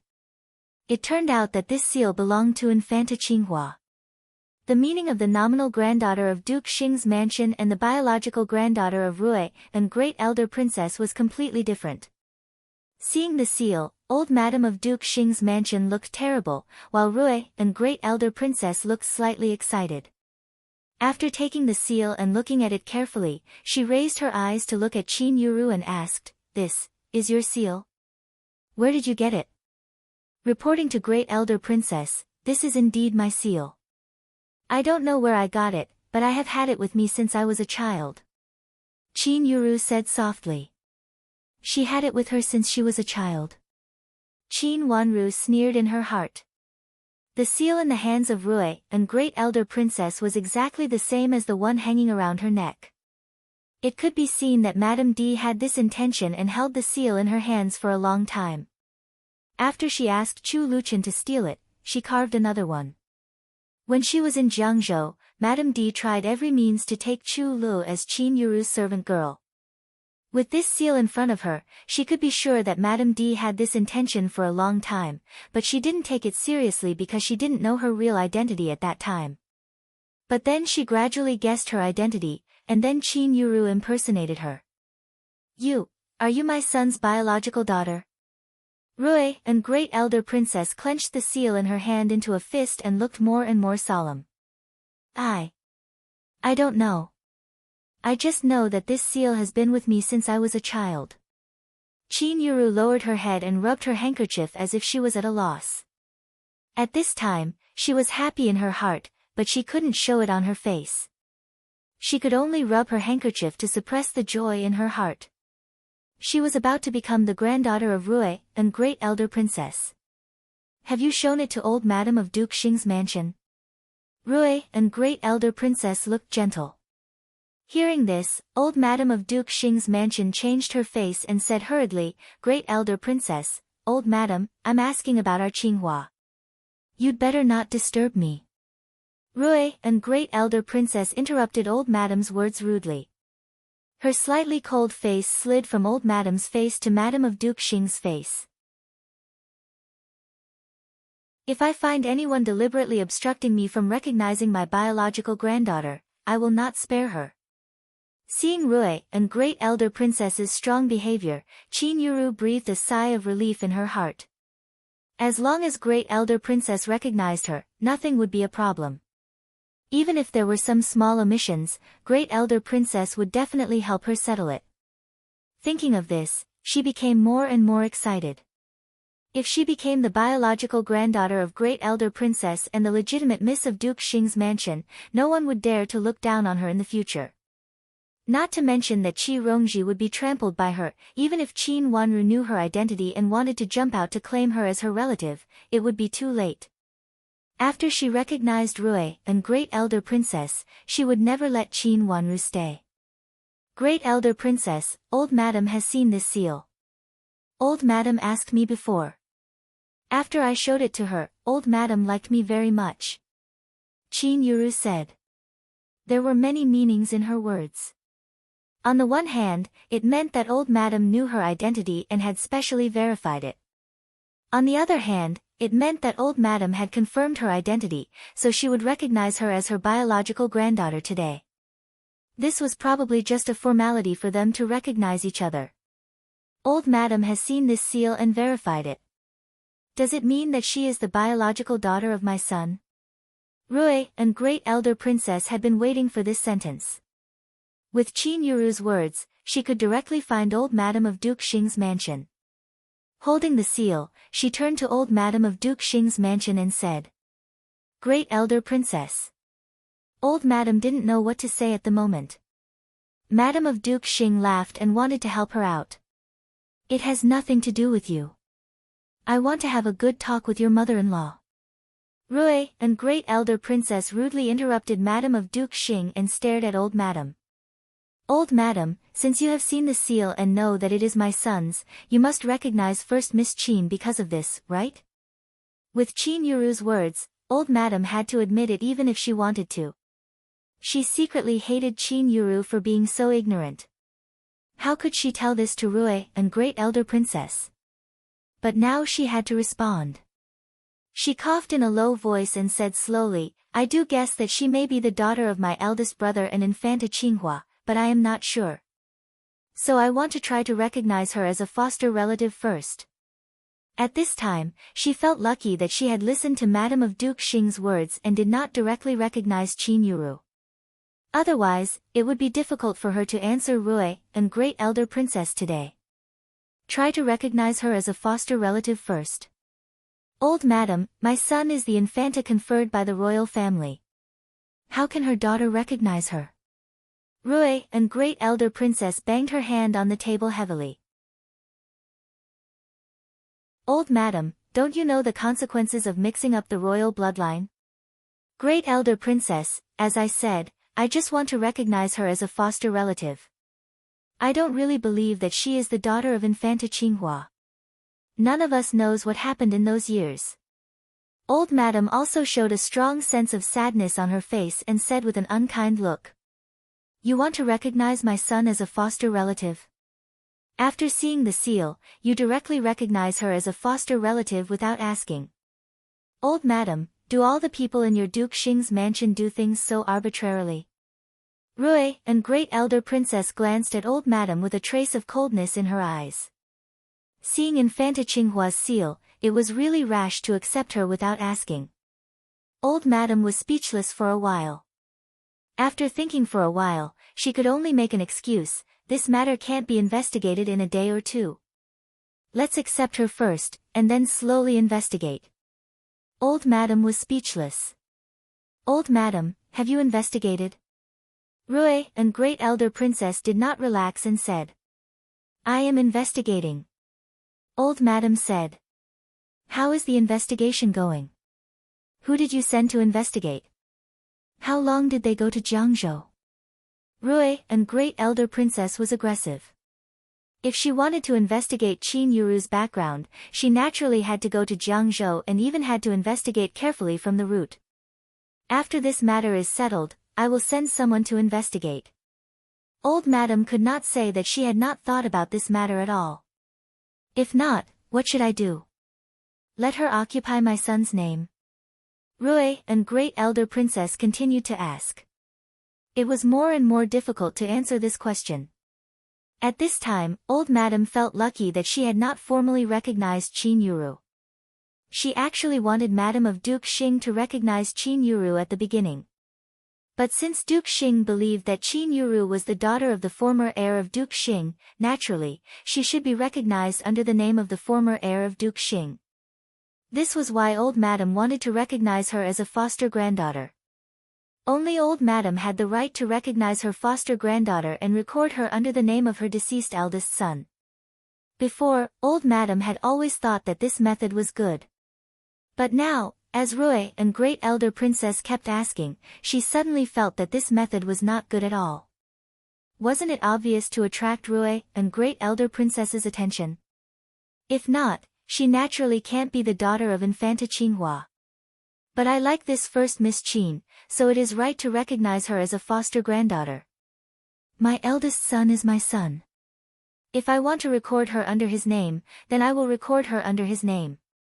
Being repeatedly questioned by Rui and Great Elder Princess in front of so many people, old Madam could not keep her face.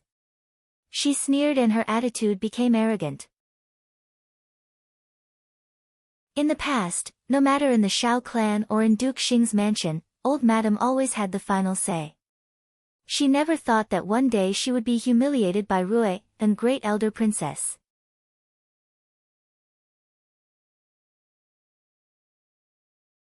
Chapter 430. Infanta Qinghua is my son's daughter-in-law. How can you put her under the name of Infanta Qinghua without informing us? At this time, old Madam of Duke Xing's mansion also became angry and felt humiliated. In addition, she didn't like Qin Wanru at all, so she immediately fought back unceremoniously. Marriage was naturally based on the husband's family. How could she directly put the bride under the name of a woman without informing her husband's family? Even if it was brought to the imperial palace, it would be on her side. Then I inform you now that I want to recognize second Miss Qin. I don't like the first Miss of Qin's mansion, so you don't have to recognize her. It seemed that Rui and Great Elder Princess really had a conflict with old Madam. The overbearing meaning in her words almost made old Madam faint. She pointed at Qin Yuru and then pointed at Qin Wanru with trembling fingers. She managed to catch her breath and said angrily, Great Elder Princess, first Miss Qin has the seal of Infanta Qinghua in her hand, but second Miss Qin is rude, greedy and disrespectful to elders. Originally, old Madam didn't want to say this. At this time, she was angry with Rui and Great Elder Princess. She only felt that Rui and Great Elder Princess was an old fool who pestered endlessly. She hated her so much that she blurted out these words. Old Madam hates second Miss Qin. Of course not. If second Miss Qin also takes out a seal, will old Madam also dislike her? No matter what, I won't like her. Old Madam was angry with Rui and Great Elder Princess. What did she mean by Qin Wanru also took out a seal? Was there a lot of such seals? That was how these words came out. Qin Wanru looked down at the ground in front of her, and her long fan-like eyelashes fluttered. She remained calm, as if they were not talking about her. Qin Yuru's face showed pride. Even if Qin Wanru was really the daughter of Infanta Qinghua, so what? Old Madam didn't like her at all. This was more beneficial to Qin Yuru, at least it could make old Madam believe in protecting her. Qi Rongji frowned and looked at this and that, feeling suspicious. She was also shocked and shocked. She was also familiar with Qin Yuru's bluegrass seal. At that time, she found the pattern from Qin Wanru and imprinted it on her dress. After that, they came to Duke Xing's mansion as guests. Qin Yuru was Qin Huayong's biological daughter, but Qin Wanru was not. Qin Yuru was Qin Huayong's daughter, but Qin Wanru was. Qin Yuru had a seal, so Qin Wanru might have one too. With these points, Qin Yuru, Qin Huayong of Qin Huayong's mansion.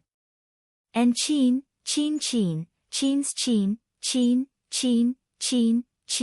Ru, Huayong, Qin, Ru, and Qin, and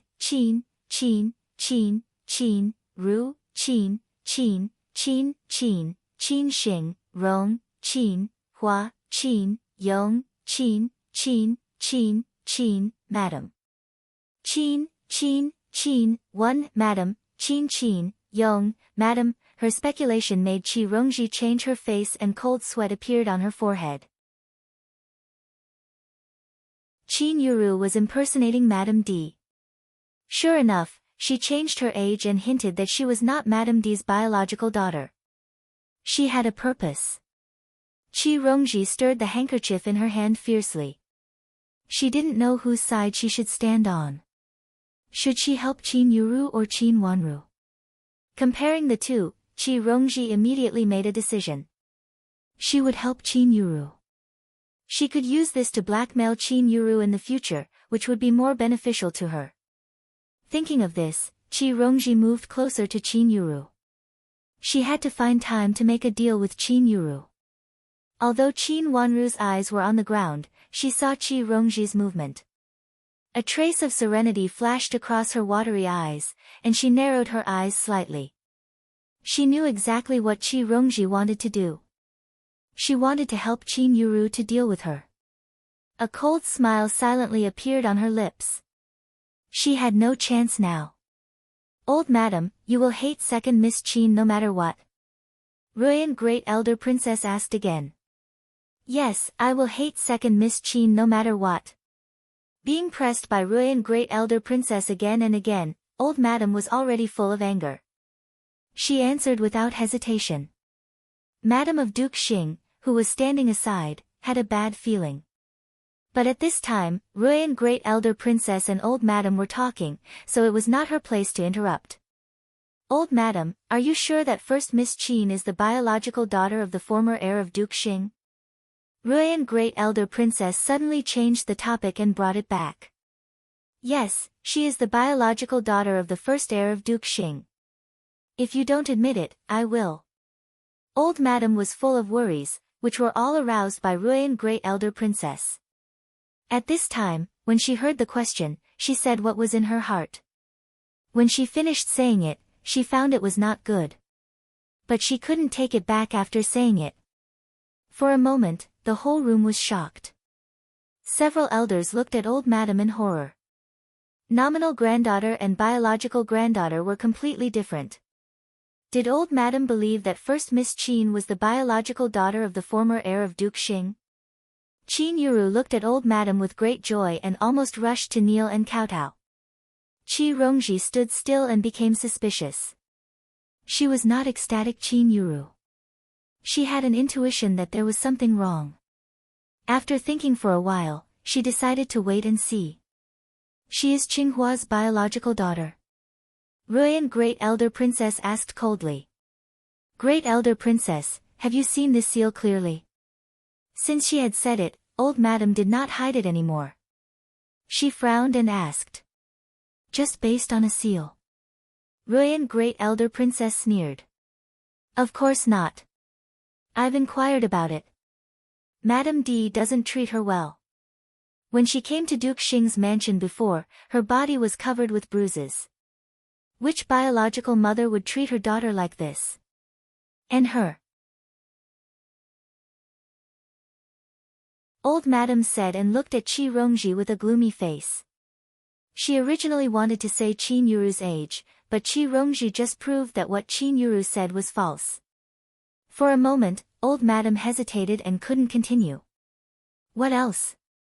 Ruyan Great Elder Princess did not intend to let old madam go and continued to ask. Her age is also suitable. Old madam had to continue to say, but she didn't say Qin Yuru's real age. How old? The more she didn't want to say, the more Great Elder Princess pressed. 13 years old. Old madam was a little regretful. She felt that she was not so sure now. Madam of Duke Xing's face became very ugly. She wanted to open her mouth to stop old madam from saying this, but it was too late. She could only stand aside and watch quietly. Suddenly, she felt that something was wrong. Qin Wanru smiled. Her smile was like a gorgeous flower, and her watery eyes were unparalleled. Between the question and the answer, the information that old madam and Madam of Duke Xing wanted to hide was undoubtedly exposed. Then, even if they made excuses, they could no longer tactfully say that they knew nothing. Ruyan Great Elder Princess could also directly intervene according to old madam's words. What old madam meant just now was that Qin Yuru was the biological daughter of Infanta Qinghua and the blood of the former heir of Duke Xing. It was much easier to deal with than evasively saying that they just recognized Qin Yuru as their nominal relative. Great Elder Princess, I also have this seal. She raised her head and looked at Ruyan Great Elder Princess with her clear watery eyes. She moved to one side and Yujia immediately stepped forward to block everyone's eyes. Qin Wanru took a hanging rope from her neck and then took it down. Everyone's eyes flashed over and saw a seal hanging on the hanging rope. Some people nearby immediately saw that it was also a seal of bluegrass. Madame of Duke Xing's hands and feet were cold and her body was stiff. She turned back with difficulty and stared at Qin Yuru fiercely. She staggered and almost fell. Nanny Sheng hurriedly reached out to help her. When she stood still again, Madame of Duke Xing tightly pursed her lips and gradually restrained her eyes. In the end, she was as calm as water. If people didn't see the scene just now, they would really think that Madame of Duke Xing had always been so calm. Qin Wanru caught a glimpse of the brief scene from the corner of her eyes, and it was very clear. She also saw that the other person was temporarily absent-minded like Madame of Duke Xing, but she still recovered at this time. It was Qin Huayong. There were many people in this flower hall who schemed against each other. 2 seals fell into the hands of Ruyan Great Elder Princess. Great Elder Princess, the seal of second Miss Qin belongs to Infanta. When she was young, Infanta fell here and lost a small corner. Nanny Gao reached out to point at the corner of the seal that Qin Wanru took out and said. There was a small gap there and it was not clear. If Great Elder Princess didn't happen to turn over to that side, she really couldn't see it. Where did you get this seal? Ruyan Great Elder Princess looked up at Qin Yuru and said sternly. She stretched out the previous seal in her hand and said, this one is fake. Qin Yuru panicked. She, who was about to become a noble lady in the capital city, actually leaked the truth because of a seal. I don't know. This seal has always been with me. At this time, she could only insist that she didn't know. How old are you, first Miss Qin? Who can prove that you are not the daughter of Madame D? If you are not the daughter of Madame D, who are your biological parents? Ruyan Great Elder Princess's eyes became more and more gloomy. Thinking that her daughter was dead and was used by someone with evil intentions, she was heartbroken. Her daughter had been used to the point where she wouldn't even let go of her life. Qi Rongji moved slightly and moved towards Qin Wanru. I really don't know anything, and no one told me this. Qin Yuru's face turned red and she hurriedly defended herself. Her eyes glanced helplessly at the crowd and finally fell on Qin Huayong's face. She immediately lost control and burst into tears. Father, I didn't say that my mother was not my biological mother, nor did I say that I was the daughter of Infanta Qinghua.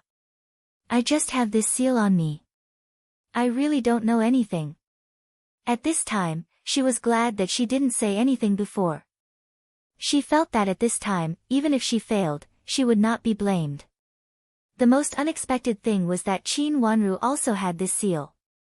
If she had known that Qin Wanru had such a seal, she would have tried to grab it at the beginning.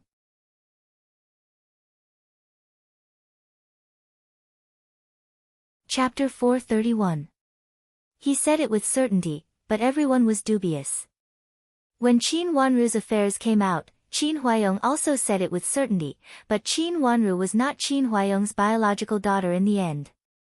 Could it be that he meant the same thing now? Did he say it in order to protect his daughter? So this proof had no ability to prove. First Miss Qin, I heard that you also changed your age in Jiangzhou, from 15 years old to 13 years old.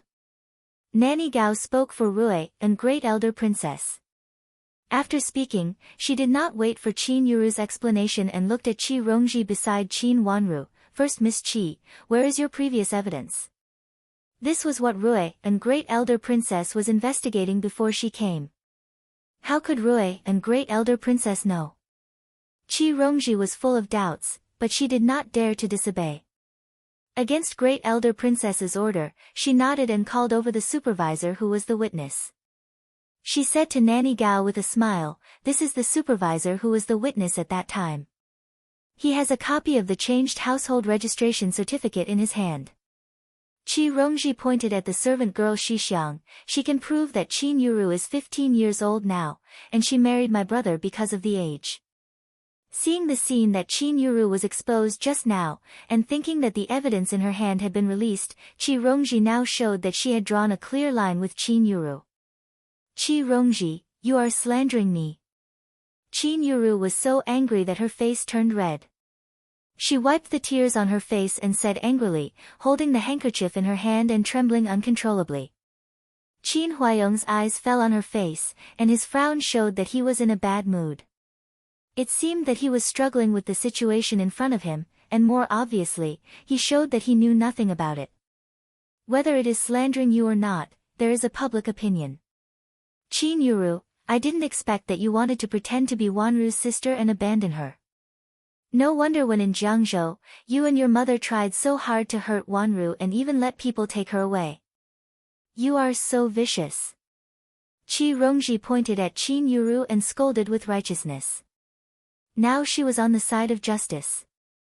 Great Elder Princess, did you also choose Qin Wanru based on this? Old Madam said in an unkind tone. She had been humiliated by Rui and Great Elder Princess again and again. In addition, Rui and Great Elder Princess even regarded Qin Wanru, whom she hated most, as Qinghua's daughter. She was so angry that she burst out. Even if Qin Yuru was not, it should not be Qin Wanru. It seems that old madam really hates Wanru. Rui and Great Elder Princess asked again with a cold face. This time, she didn't wait for old madam's answer and ordered Nanny Gao, bring her here. Yes. Nanny Gao responded and made a gesture to the old maid at the door. The old maid understood and went outside to lead a middle-aged man in. After seeing the man's face clearly, Madame of Duke Xing took a step back, her face as pale as snow, and her fingers trembled slightly. Greetings, old madam. Xiao Huai stepped forward and knelt down in front of Madame Dowager. He said in a trembling voice. After leaving the mansion for many years, he still felt indebted to his former master. You are Xiao Huai. Old madam suddenly stood up and trembled with excitement. This was her son's man. Back then, she had asked him to find her son. After so many years, there had been no news. She thought that he had also died in the war. Unexpectedly, she saw him appear in front of her alive and well. Yes, old madam. I am Xiao Huai. Thinking that his master had died, Xiao Huai said sadly. You found your master? Old madam was very excited and asked eagerly. Her eldest son was her pride. How could she not be ecstatic? Master has died in the war. Xiao Huai burst into tears. For so many years, he had been looking for the former heir. Later, he found that the former heir had a daughter and had been looking for the little miss. However, he had missed the little miss again and again. Thinking of the accident so many years ago, how could he not be sad? Old madam's legs went soft. She guessed it was one thing, but she really heard it. Nanny Yu hurriedly reached out to support her. Is it really gone? Old madam took a breath, and her eyes turned red. She choked. It's really gone, but the little miss is here. I found the little miss. She is the second miss of Ningyuan Army General's mansion. She is the biological daughter of the former heir and the infanta. Xiao Huai wiped his tears and pointed at Qin Wanru. Old madam, I have found out that second Miss Qin was entrusted to Ningyuan Army General by the former heir before he died. Qin Huayong's fingers twitched in his sleeves. Ningyuan Army General, what's going on? Old madam wiped her tears and looked at Qin Huayong. Since he came in today, he had said very little. Although the matter was closely related to his two daughters, he seemed to be more like a bystander. Hearing old madam's question, Qin Huayong frowned more and seemed to be hesitating. Tell me. Old Madam Qin said slowly. Yes, mother. Qin Huayong answered, and then slowly told what had happened at that time. He didn't know who Qin Wanru's biological father was. During the war, there were generals who were transferred to the Qin's mansion. There were also generals who were temporarily promoted because of the death of high-ranking generals. There was a deputy general who lived in the Qin's mansion with a pregnant woman and a well-behaved daughter. After that, the woman and the daughter were separated, and only the daughter was saved. Because there was no one to take care of the daughter, he asked old Madame Qin to take care of the daughter. After that, Qin Wanru's biological father died in the war and asked him to take care of the daughter. Qin Huayong also promised to take care of Qin Wanru as his biological daughter, and didn't say anything else. Although Qin Wanru knew this, when she heard Qin Huayong's words, her eyes still turned red. Some vague parts in her memory seemed to become clear all of a sudden, but when she wanted to catch them again, she found that she couldn't catch the disappearing fragments, and her head was dull and painful. I still have the glazed cup left by my mother. Grandmother put it away for me. Madame D and Big Sister kept asking grandmother for the glazed cup, but she didn't give it to them. Qin Wanru said slowly with cold eyes. Qin Yu came in and respectfully presented a box to Rui, and Great Elder Princess. Rui and Great Elder Princess opened the box with trembling hands, and the Fenghua glazed cup inside appeared in front of everyone. Old Madam, when I was in Jiangzhou, I visited several old people who were related to the former heir in the army at that time. They all said that they had seen the former heir and said that the former heir was with the former heir's wife at that time. Little Miss had been born, and the former heir's wife was pregnant with the former heir. Xiao Huai took out a letter from his arms and handed it to old Madam. This was some materials he found in Jiangzhou, and some testimonies of some witnesses. In his eyes, the former heir's son was certainly the former heir's son. Old Madam, you still can't see that the first miss of Qin's mansion is hiding evil intentions. She wants to pretend to be a relative of the emperor and pretend to be my daughter. Rui and Great Elder Princess raised her head, looked at old Madam of Duke Xing's mansion coldly and said. The facts were there, and there was no room for quibbling. It was a fact that Qin Wanru was the daughter of the heir of Duke Xing and Infanta Qinghua. They couldn't find him before because they didn't know where he was. But now, since some old people knew it, they should be able to find out if they investigated again. Even if the former heir changed his surname, it was easy to find out as long as he told them his characteristics. Qin Yuru is hiding evil intentions. She must have known the origin of Sister Wanru, so she deliberately changed her age and made a fake bluegrass seal. Her purpose was to pretend to be Sister Wanru and become the legitimate daughter of Duke Xing's mansion and the biological granddaughter of Great Elder Princess. She is so vicious. Qi Rongji rolled her eyes and immediately shouted angrily. I'm innocent, I'm innocent. I really don't know anything. I don't know when this seal was put on me, and I don't know why I changed my age. Mother said so. She told me that if I was young, the things in Jiangzhou would fade away and no one would mention it. Mother just didn't want me to be gossiped about. Qin Yuru cried in panic. Compared with pretending to be a relative of the emperor, the crime of changing her age was much smaller. Balancing the two, she immediately shouted that she was innocent. Old Madam of Duke Xing's mansion sat heavily in the chair, stared at Qin Yuru's face blankly, and then slowly turned to Qin Wanru's face. At this time, of course, she knew that she was wrong. But why was Qin Yuru, who she liked, not her biological granddaughter, but this annoying Qin Wanru, her biological granddaughter? Sure enough, Qin Wanru took after Infanta Qinghua and made her feel disgusted at first sight. Although she had recognized Qin Wanru as her biological granddaughter, old Madam of Duke Xing's mansion still didn't like her. Not only did she not like her, but she also deeply disliked her and vented her anger. She even felt that all this was calculated by Qin Wanru. Qin Wanru had the seal of the orchid but didn't show it to her. Qin Wanru had the Fenghua glazed cup but only gave it to Rui, and Great Elder Princess. She even sent a servant to Rui, and Great Elder Princess. Qin Wanru was indeed Qin Wanru's biological granddaughter, who was born to be incompatible with her. Qin Yuru, don't pretend. How could you not know? If you didn't know, why would Madame D spend so much effort to print the orchid pattern on your clothes to attract the attention of Duke Xing's mansion?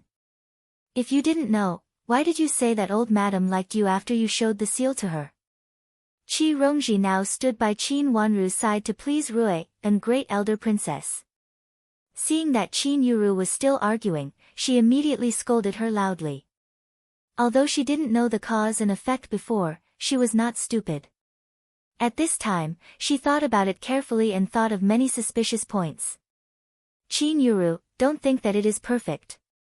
There is no such thing as a perfect wall in the world. You even dared to pretend to be Sister Wanru to seduce Prince Cheng. Didn't you think that if you really replaced Sister Wanru, Prince Cheng would be your uncle? Qi Rongji was very clear at this time. Before she left the mansion, she had heard the rumors about Qin Yuru in Prince Cheng's mansion. She had also thought that this matter could be used to her. At this time, she used it to slap Qin Yuru's face, which was both ruthless and accurate.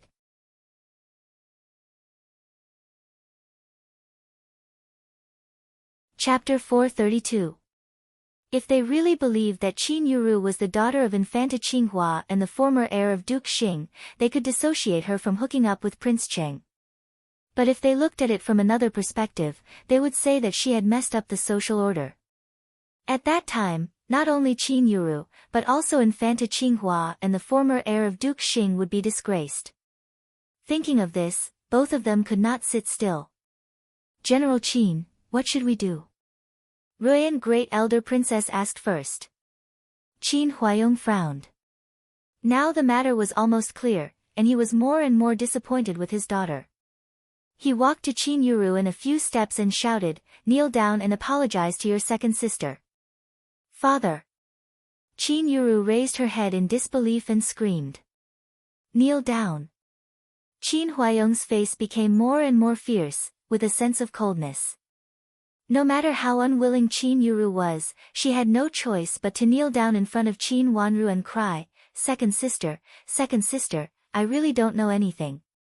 It's mother's idea." Now she could only push all the blame to Madame D. Old Madame of Duke Yong's fingers trembled, but she did not dare to say anything. No matter how she looked at it, it was Madame D and her daughter's plot. Now that things had come to this point, someone had to take the responsibility. Although she felt sorry for her daughter, she also felt sorry for her granddaughter. Her daughter had confidently said that she would succeed in this matter, but now she had shot herself in the foot. She had no choice but to save as many people as she could. Her daughter couldn't get up from her current state. She had to choose the lesser of two evils. Now she could only acquiesce in this matter. Her daughter was doomed. Qin Wanru stepped aside to avoid Qin Yuru's kneeling. Anyway, Qin Yuru was still her eldest sister. Moreover, Qin's mansion had raised her for so many years. Even if she did not make any contribution, she had done hard work. If she insisted on pursuing it, it would only make people think that she was ungrateful. Qin Yuru was basically finished now, but she didn't want her to be finished. In her previous life, Qin Yuru married Di Yan. In this life, she had to let Qin Yuru marry into Duke Yong's mansion. In her previous life, Duke Yong's mansion contributed a lot to her tragedy. It could be said that without the help of Duke Yong's mansion, Madame D could not have killed Shui Rulan and her grandmother. There was a price to pay for helping the wicked. Taking a step back, Qin Wanru also knelt down. She knelt down in front of Qin Huayong and kowtowed a few times. "Thank you, father, for raising me for so many years." Qin Huayong didn't know what to say. The former heir of Duke Xing's mansion actually died to save him, but he didn't tell the truth when he talked about it just now. He knew that Mrs. Qin was looking at him with eyes full of disappointment, but he still bit his tongue and didn't say it out loud. Now, he got the favor of raising Qin Wanru. "Wanru, although you are not my biological daughter, you are better than my biological daughter. For so many years, I have been raising you as my biological daughter. Now you have found your biological parents." Qin Huayong couldn't go on for a while. It was very sad that the daughter he had raised for so many years was going to be someone else's. But he was a man, so he quickly adjusted his mood. He reached out to pull Qin Wanru up and said with a gentle look in his eyes, "You have finally found your biological parents. I am also very happy for you." He didn't explain for Qin Yuru during the whole process, nor did he look at Qin Yuru who was crying. "Big sister, get up." Qin Wanru reached out to help Qin Yuru up and looked at Qin Yuru coldly. "You and Madame D set me up again and again just for my identity. For the sake of my father, I will not pursue this matter anymore. But from now on, we are no longer friends and have nothing to do with each other." Qin Wanru's voice was not loud but powerful. The flower hall suddenly became quiet. Everyone looked at Qin Wanru with different eyes, but no one thought that Qin Wanru had gone too far. Madame D and her daughter set her up again and again. Now she could let go of Qin Yuru because Qin's mansion had raised her for so many years. She had done her utmost to Qin's mansion. After what happened today, Qin's mansion could not force Qin Wanru to do anything in the future. It was not the first time that Madame D and her daughter set Qin Wanru up. "Zhuozhua, come here." Rui and Great Elder Princess recovered first and gently waved to Qin Wanru. Qin Wanru walked to Great Elder Princess and was hugged by Rui and Great Elder Princess. The eyes of the Great Elder Princess immediately turned red. "My poor child, if I had known you, I would have found you and brought you back. Your mother was a little silly when she came back. She called your father's name and then Zhuozhua. We didn't know that your nickname was Zhuozhua at that time. Otherwise, we would not have made such a mistake." Thinking of the miserable situation of her daughter's family, Rui and Great Elder Princess couldn't help crying. She only had one daughter in her life, and she loved her like a treasure. Unexpectedly, her daughter died at a young age, and her grandson was raised by Duke Xing's mansion and was not very close to her. If it were not for Qin Wanru's help, she would still be living alone in Great Elder Princess's mansion. Thinking of this, she became more and more sad. Seeing Rui and Great Elder Princess crying, Qin Wanru also felt sad. She couldn't control the feelings that she had been suppressing and tears fell down. In 2 lives, she finally found her family. In her last life, she had been so miserable. Qin Yuru had pretended to be her and ruined her reputation. Madame D had tried her best to push her into the deepest mire. Madame of Duke Xing's mansion and her daughter had tried to kill her. She didn't even know her origin until her death and was cut in half at the waist. There seemed to be a flash of blood in front of her. Her head was more and more like splitting. In the sound of screaming in her ears, blood covered the sky. "Zhuozhua, Zhuozhua." Someone was screaming in her ears, but it seemed to be too far away. Then there was the overwhelming darkness, just like in the last life when she was twisted under the high Dan K. Rui and Great Elder Princess held Qin Wanru who fainted and called her nickname loudly. "Ask the mansion doctor to come here."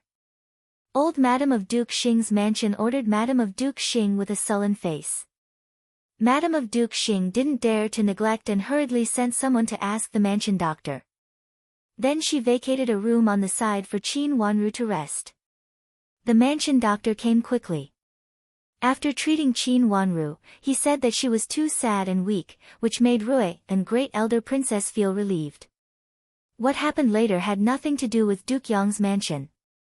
Old Madame of Duke Yong's mansion left first, followed by people of Qin's mansion. It was certain that Qin Wanru would return to the family, but people of Qin's mansion couldn't care about the specific operation. Although Madame Dowager was full of worry, she could only let go at this time. After saying goodbye to people of Qin's mansion, old Madame Qin got on her own carriage, followed by Qin Yuru. Qin Huayong rode the horse and returned to Qin's mansion.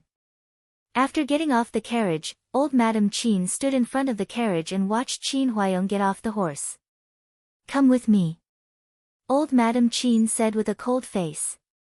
"Mother, you go back to have a rest. I will come right away." Qin Huayong knew what Madame Dowager wanted to say and nodded. Knowing that he still had to deal with Qin Yuru, Madame Dowager nodded and led people to Xining Pavilion. Qin Huayong glanced at Qin Yuru with a cold face and turned to the study. Qin Yuru timidly followed him. When they arrived in the study, Qin Huayong waved his hand and everyone left. Qin Huayong sat on the chair and looked at Qin Yuru, who was full of timidity.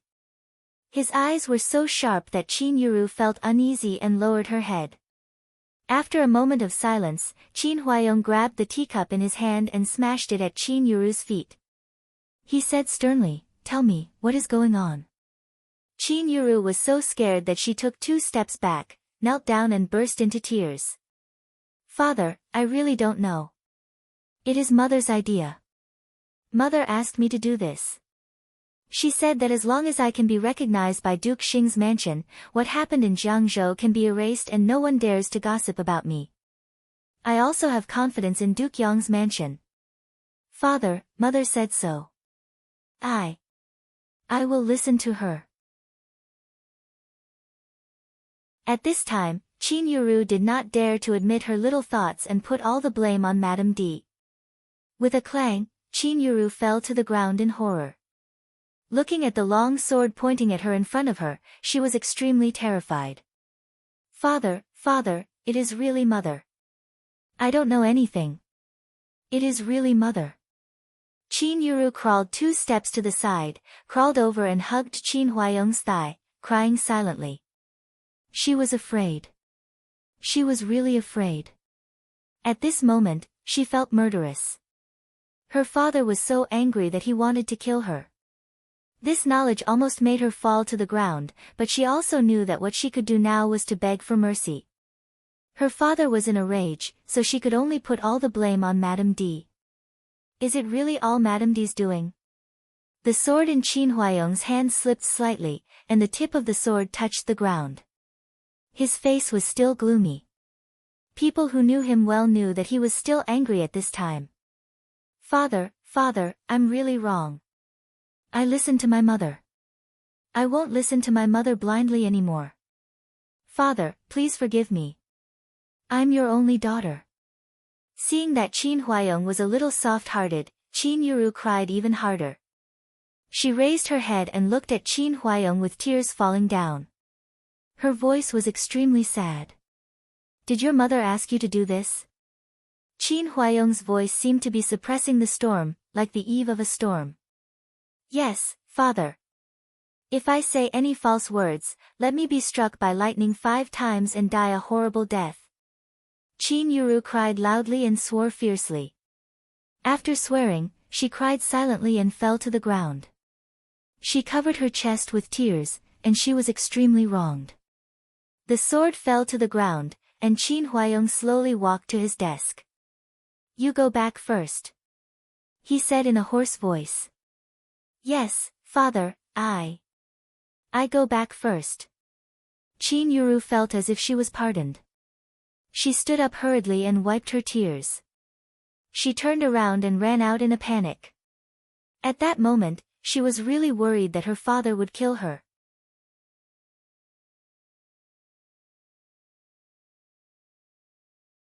Chapter 433. When Qin Huayong arrived at Xinning Pavilion, old Madame Qin was sitting in the main room waiting for him. When he came in, she waved her hand to let all the servants leave. Nanny Duan walked at the end. Looking at Madame Dowager's face, she sighed in her heart and then closed the door for them slightly. Why didn't you say it? In the room, Madame Dowager asked directly. Her words were incomprehensible, but Qin Huayong still understood. He raised his head bitterly and said, Mother, Yuru is my daughter, my only daughter. Even if she has done something wrong, I can't watch her step into the road to death. She can't bear the crime of impersonation. Qin Huayong knew that Madame Dowager blamed him for not telling the whole truth before. He didn't tell her that the former heir of Duke Xing had saved his life, and he raised Qin Wanru to repay this life-saving kindness. With the life-saving kindness of the former heir of Duke Xing, it was reasonable for Qin Huayong to raise Qin Wanru, and there was no such thing as kindness. Since there was no such thing as kindness, Qin Wanru didn't need to repay the kindness, nor would she use this kindness to offset Qin Yuru's crime. Now Qin Yuru could come back safely, and Duke Xing's mansion and even Rui, and great elder princess turned a blind eye to it, all for the sake of Qin Wanru's kindness. Qin Wanru's identity was destined that the two mansions would not forget the kindness of raising her. Her words made Madame Dowager silent, and the room became quiet, with a depressing atmosphere. After a long while, Madame Dowager scolded, "She is your daughter, but Rulin is going to give birth now. No matter whether the baby is a boy or a girl, are you going to let your children bear a bad reputation because of Yuru?" In Madame Dowager's view, the reason why Qin Yuru made trouble again and even made things out of control was that Madame D couldn't absolve herself from the blame. But what about Qin Huayong? Wasn't it because of his only daughter that he indulged her again and again? If Qin Huayong had severely punished her after her first offense in Jiangzhou, things would not have come to this. In fact, it was because Qin Huayong spoiled her too much. Speaking of the child in Qin Yuru's belly, Qin Huayong found it hard to answer. He was very disappointed with Qin Yuru now, but he always felt that Qin Yuru was his only child. Even if she had done something wrong, he would try his best to make up for it. How could he punish her sincerely? In the past, the so-called punishment was only skin and not bones. How could Qin Huayong not know this? Knowing helplessness was one thing, but feelings were another. Closing her eyes, she made up her mind and said, "Mother, it won't happen again. I'll let her marry into Duke Yong's mansion as soon as possible. Whatever happens in the future, it's all Madame D's fault." Qin Huayong felt that he really didn't want to care about this daughter anymore. Even if he wouldn't have another daughter in the future, Madame D and this daughter would end up like this. What he could do now was to let her continue to marry Di Yan, and he had to do it quickly. Otherwise, things would change. This was the best ending for her now. Old Madame of Duke Yong is sitting there today. Although she didn't say anything, she heard it clearly. Do you think she will let it go? Madame Dowager didn't think it was a good idea. In such a situation, it was best for Qin Yuru not to marry. Let her worship in front of the Buddha from now on, so that she wouldn't go out and hurt others. Mother, I know what you mean. But does this matter have nothing to do with Duke Yong's mansion? Madame D is their daughter. The reason why Madame D has done so many wrong things is that Duke Yong's mansion pushed her behind the scenes. Now Madame D and Yuru have fallen into this situation, and Duke Yong's mansion is the key. In this case, if Yuru doesn't marry into their mansion, whose mansion should she marry? Qin Huayong's face became cold and stern. Thinking of the past of Madame D and Qin Yuru these days, he was very angry. It could be said that the reason why Madame D and Qin Yuru dared to do this kind of thing again and again was because of the background of Duke Yong's mansion. Madame Dowager had seen Qin Huayong grow up, so she naturally knew what he was thinking. Although she was angry at him for hiding Qin Wanru's matter, now she had nothing to say about his arrangement of Qin Yuru. Countess Yong probably won't admit it. She reminded him. Even if old Madame of Duke Yong would admit it and let Qin Yuru marry into Duke Yong's mansion, Countess Yong wouldn't, and Di Yan didn't look like that either. Old Madame of Duke Yong might not be able to suppress them. Mother, don't worry. They have to admit it even if they don't want to. Qin Huayong already had a plan in mind. He was angry in his heart, but he didn't let it out. How could he not love his own daughter? But now she had fallen into such a situation, and it was all Di Yan's fault. If Countess Yong hadn't kept Di Yan's marriage in suspense, Madame D and Qin Yuru wouldn't have been delusional. Later, they even used marriage to tempt them, so that Qin Yuru abandoned the marriage with Qi Tianyu and plotted against Qin Wanru. All the accidents were caused by this matter. Now Qin Yuru was basically ruined, and Duke Yong's mansion had to admit it even if they didn't want to.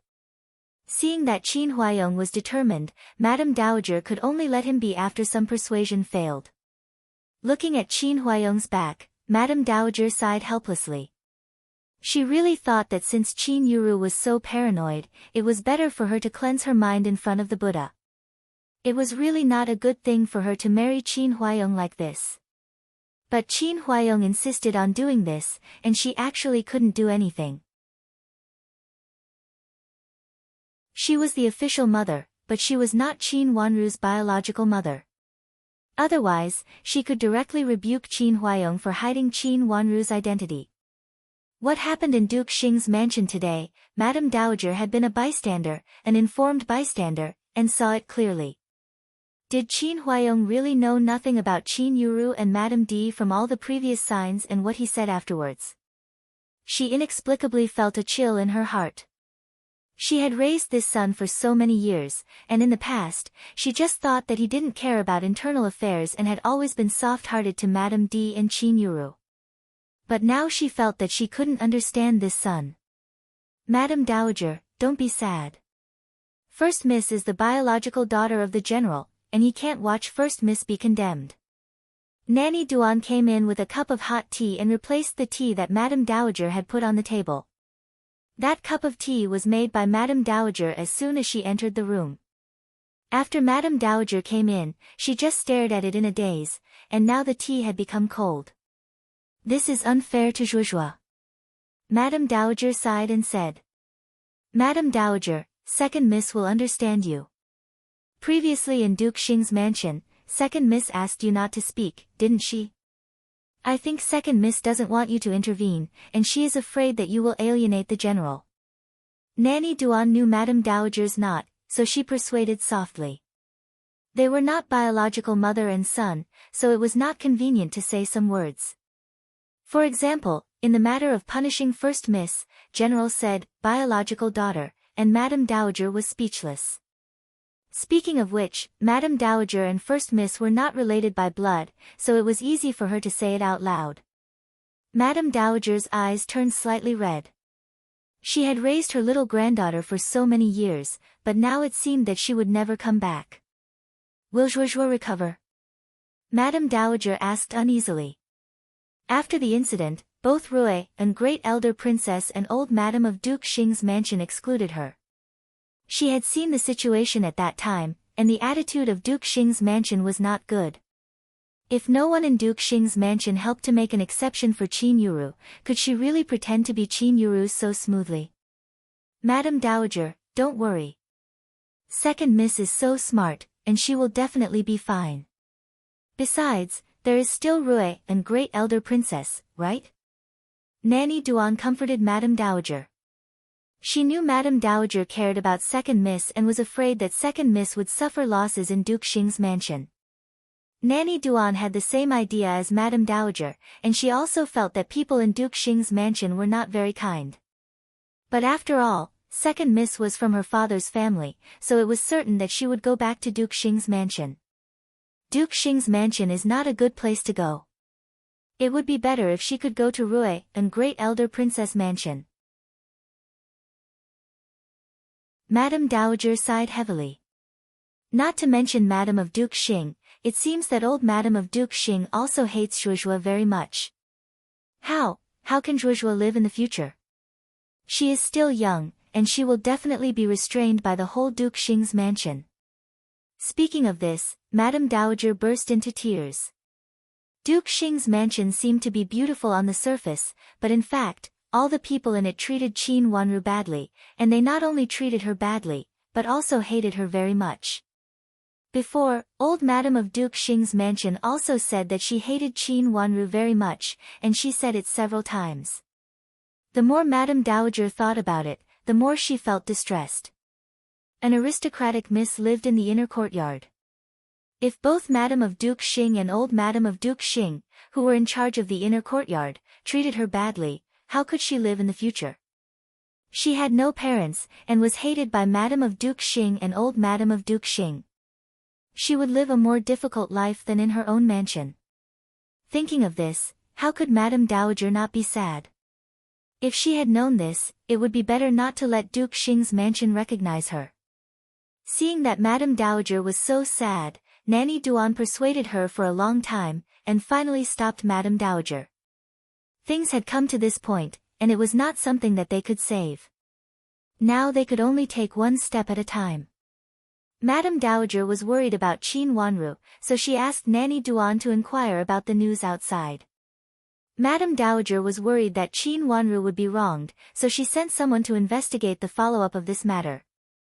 Now there were not many people who knew about this matter, but it was absolutely not simple to dig up the old things, and it might even shock the whole capital city.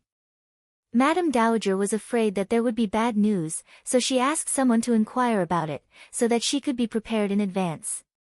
After Qin Huayong came back from Madame Dowager's place, he sat in the study and thought for a while. After that, he also sent someone to invite Duke Yong and the heir of Duke Yong to visit, saying that they wanted to discuss Qin Yuru and Di Yen.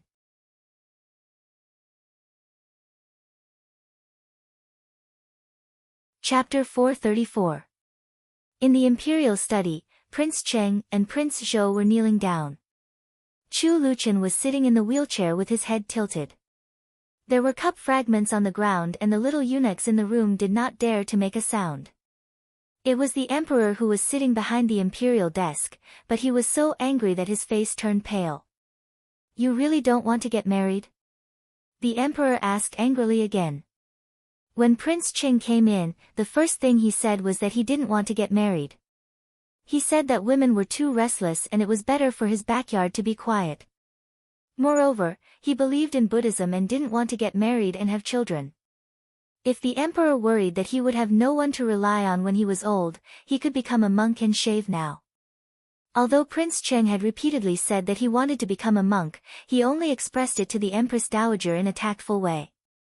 He had never directly come to the imperial study to ask for the imperial edict.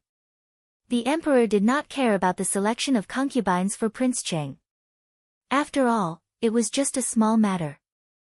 As long as Prince Cheng could be satisfied with one, it would be fine. This matter was handled by the Empress Dowager and the Empress. Because he did not pay attention to it, he did not pay much attention to what happened in Prince Cheng's mansion yesterday. He only heard from the Empress that a woman seduced Prince Cheng on the spot. At that time, he thought it was a romantic joke. He also said that although Prince Cheng was old, he was still very popular with girls. He did not expect that such a thing would happen so early in the morning. "Imperial brother, I really don't want to get married. If all women are like this, I would like to resign and become a monk." Prince Cheng knelt in front of the emperor to ask for the imperial edict today. At this time, he heard the emperor's question and said resolutely, "Didn't you agree before?" The emperor said angrily. His brother wanted to become a monk. How would others think of him? Would he leave a heavy mark in history? Because of his brother, the emperor had a knot in his heart and he didn't want his brother to add another disgrace to him. Become a monk? Others would not think that Prince Cheng was willing to become a monk. They would only think that he was forced by his elder brother. He had not appointed the crown prince of the Eastern Palace yet. In addition, he took over the throne from his elder brother. The emperor knew about all kinds of rumors among the people. If something happened to Prince Cheng, it would be very unpleasant to hear. "Imperial brother, I'm really afraid of that woman. That woman is actually so despicable." Prince Cheng said politely but didn't know what to say. Chu Luqian was a little tired of using one hand as a pillow, so he turned his head and rested it on the other hand. His light peach-colored clothes made him look as handsome as jade, but it also made his skin look paler. He was just here to watch the show. Prince Cheng invited Chu Liuzhou over, but he didn't. However, he happened to come here in advance, so he met Chu Liuzhou. "Since we've met, then let's stay." He tilted his head and closed his eyes slightly. He looked more and more powerless, and more harmless. The emperor was so annoyed by Prince Cheng's attitude that he laughed. "Despicable? What's the difference between this and a young man admiring AI? How is it cheap?" In the emperor's view, it was really not a big deal. It was just that a woman admired the man she liked and wanted to see him secretly. If she could win his favor in private, then she could enter Prince Cheng's mansion. There were many women in the emperor's palace, and more of them used various means to attract his attention. The emperor thought that this kind of thing was not a big deal. If he was willing to pay attention to them, he could do so. If not, he could ignore them. Why did he have to be so afraid of women and turn pale at the mention of them? "Imperial brother, That woman is engaged and she is already engaged. She is engaged, but she still comes to seduce my brother. How can such behavior be the same as that of a young boy who admires her? Prince Cheng also looked anxious and argued loudly. Already engaged? The emperor's face darkened. Yes, already engaged. If I don't know it and really fall in love with her, I will steal someone else's wife in the future. At that time, it will make a bigger scandal. If you don't believe me, you can ask Prince Shou. He was also there at that time. I invited him here today to let him be a witness. Prince Cheng said angrily. An engaged woman was equivalent to being someone else's wife.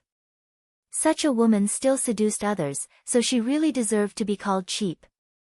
Chu Liuchen's long eyelashes fluttered twice, but his face was still as calm as water, looking sick and weak. It was normal for him to look like this in the imperial study, and it was not eye-catching. Everyone knew that Prince Chen was not in good spirits. It was good enough for him to hold on for a while. If he held on for a while longer, he might be tired. It was the best for him to close his eyes and rest. The emperor turned his eyes to Chu Liuzhou and frowned. Tell me what happened. Father, you really can't blame uncle for this. That woman is really shameless. I had the same idea as you before. I thought that there was a woman who admired uncle, so she came here secretly to attract his attention. If that's the case, I can only say that the woman is bold.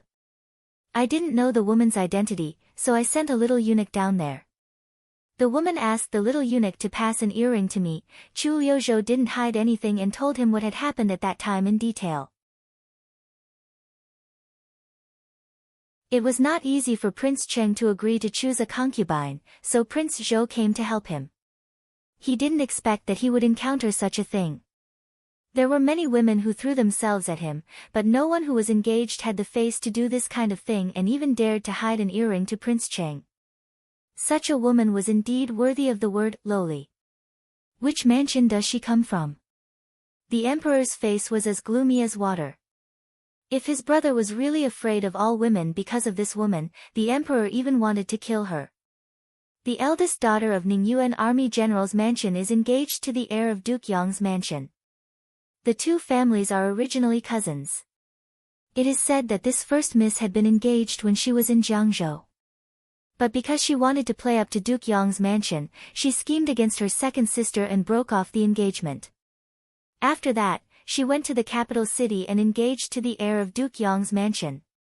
Hearing the emperor's question, Prince Cheng hurriedly told him in detail. Yesterday, he sent someone to carefully investigate Qin Yuru and found that she was full of misdeeds. Prince Cheng, who had been mentally prepared, was also shocked. At that moment, he really felt that women were so terrible that they could be so terrible and cheap. For the first time, he felt that his previous idea was correct. Women were the root of his troubles. It was better not to marry one if he could avoid it. Although there was an element of acting in this, it was also his true thoughts. Is Qin Huayong a very upright person? Why did he give birth to such a daughter? The emperor was very satisfied with Qin Huayong. But now when he heard that Qin Huayong had such a daughter, he frowned more tightly.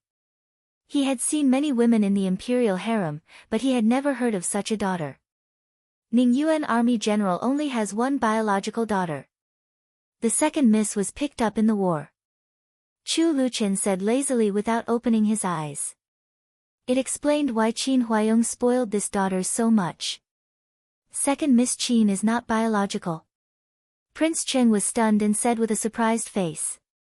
He had investigated Qin Yuru before, so he naturally knew Qin Wanru. At that time, his counselor had advised him that if he had to choose, he should choose some young and promising ones who could help him in the future, in addition to the selected ones. Qin Wanru was the most valuable one among them. It was not clear how much potential Qin Huayong had, but it seemed that he had won the emperor's favor. Of course, the premise was that Qin Wanru had won Qin Huayong's favor. But now it seemed that she was not biological. What was the use if she was not biological? Prince Cheng originally felt that it was a pity that he could not choose Qin Wanru. But now he felt comfortable. Fortunately, he did not choose the second miss of Qin's mansion. She was useless. She was just an orphan left in the war. She was lucky to be adopted by Qin Huayong. Qin Huayong had his own daughter, so how could he have feelings for an adopted daughter? This also explained the news that his spy got before. Otherwise, no matter how partial Qin Huayong was, it was impossible for him to watch his elder daughter ruin his younger daughter. But the news had not been confirmed. Was it confirmed now? Even though Prince Cheng had been prepared, he had to show a surprised face at this time. As for how Chu Luqian knew this, no one in the imperial study doubted it. Others didn't know what happened in Jiangzhou, but how could he not know? He should know it when he temporarily lived in Ning Yuan army general's mansion in Jiangzhou, and that was the time when Qin Yuru broke off the engagement. Third brother, did the first miss of Qin's mansion really hurt her younger sister and then ruined her reputation by herself? Prince Zhou turned to look at Chu Luqian and asked. He was in Jiangzhou at that time, so he should be the clearest about it. In the past, it was inconvenient for him to ask more. But now it was mentioned, so he naturally asked. Chu Luqian nodded and waved his hand gently. Xiao Xuanzi understood and stood out from behind Chu Luqian. He told Chu Luqian everything he saw and heard in Jiangzhou at that time. From smashing the bridal sedan chair to finding out that Qin Yuru had secretly exchanged letters with Di Yan, after the two mansions broke off the engagement, Qin Yuru hurt Qin Wanru again and again, and Madame Di tried to kidnap Qin Wanru. There were many things. After he finished telling them, everyone in the imperial study quieted down. Prince Cheng had known it for a long time, but he didn't know it in such detail. After Xiao Xuanzi finished, Prince Cheng thought calmly for a while and suddenly kowtowed with sweat all over his head. He said, "Brother, please order me to become a monk. I really can't stand this kind of torment. If so, it's too early to become a monk. That way, I won't ruin my reputation." Chu Liuzhou also felt cold all over and was stunned. There were many women in his mansion, and there were many scenes of jealousy in the past. But in the past, he only regarded it as a pleasure. He didn't expect that it was so vicious. He only felt a cold sweat on his back and suddenly remembered that there were all kinds of accidents of women in his mansion. Could it be that it was just a superficial matter? There were many such things. Chu Liuzhou was so shocked that his face turned pale. Although he was only 15 years old, he had learned how to behave at the age of 14. There were many beautiful palace maids given by the Empress and he found many by himself. But he didn't expect that there were so many details.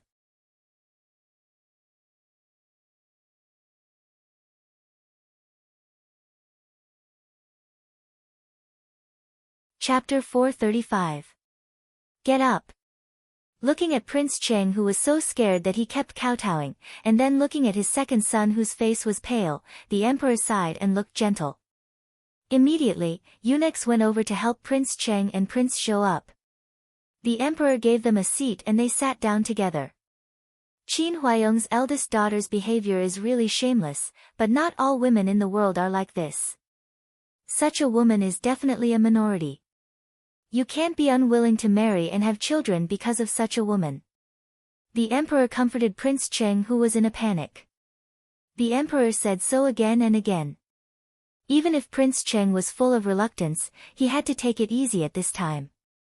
"Brother, at least I don't want to get married now." He had seen the choices given by the Empress, and almost none of them was good.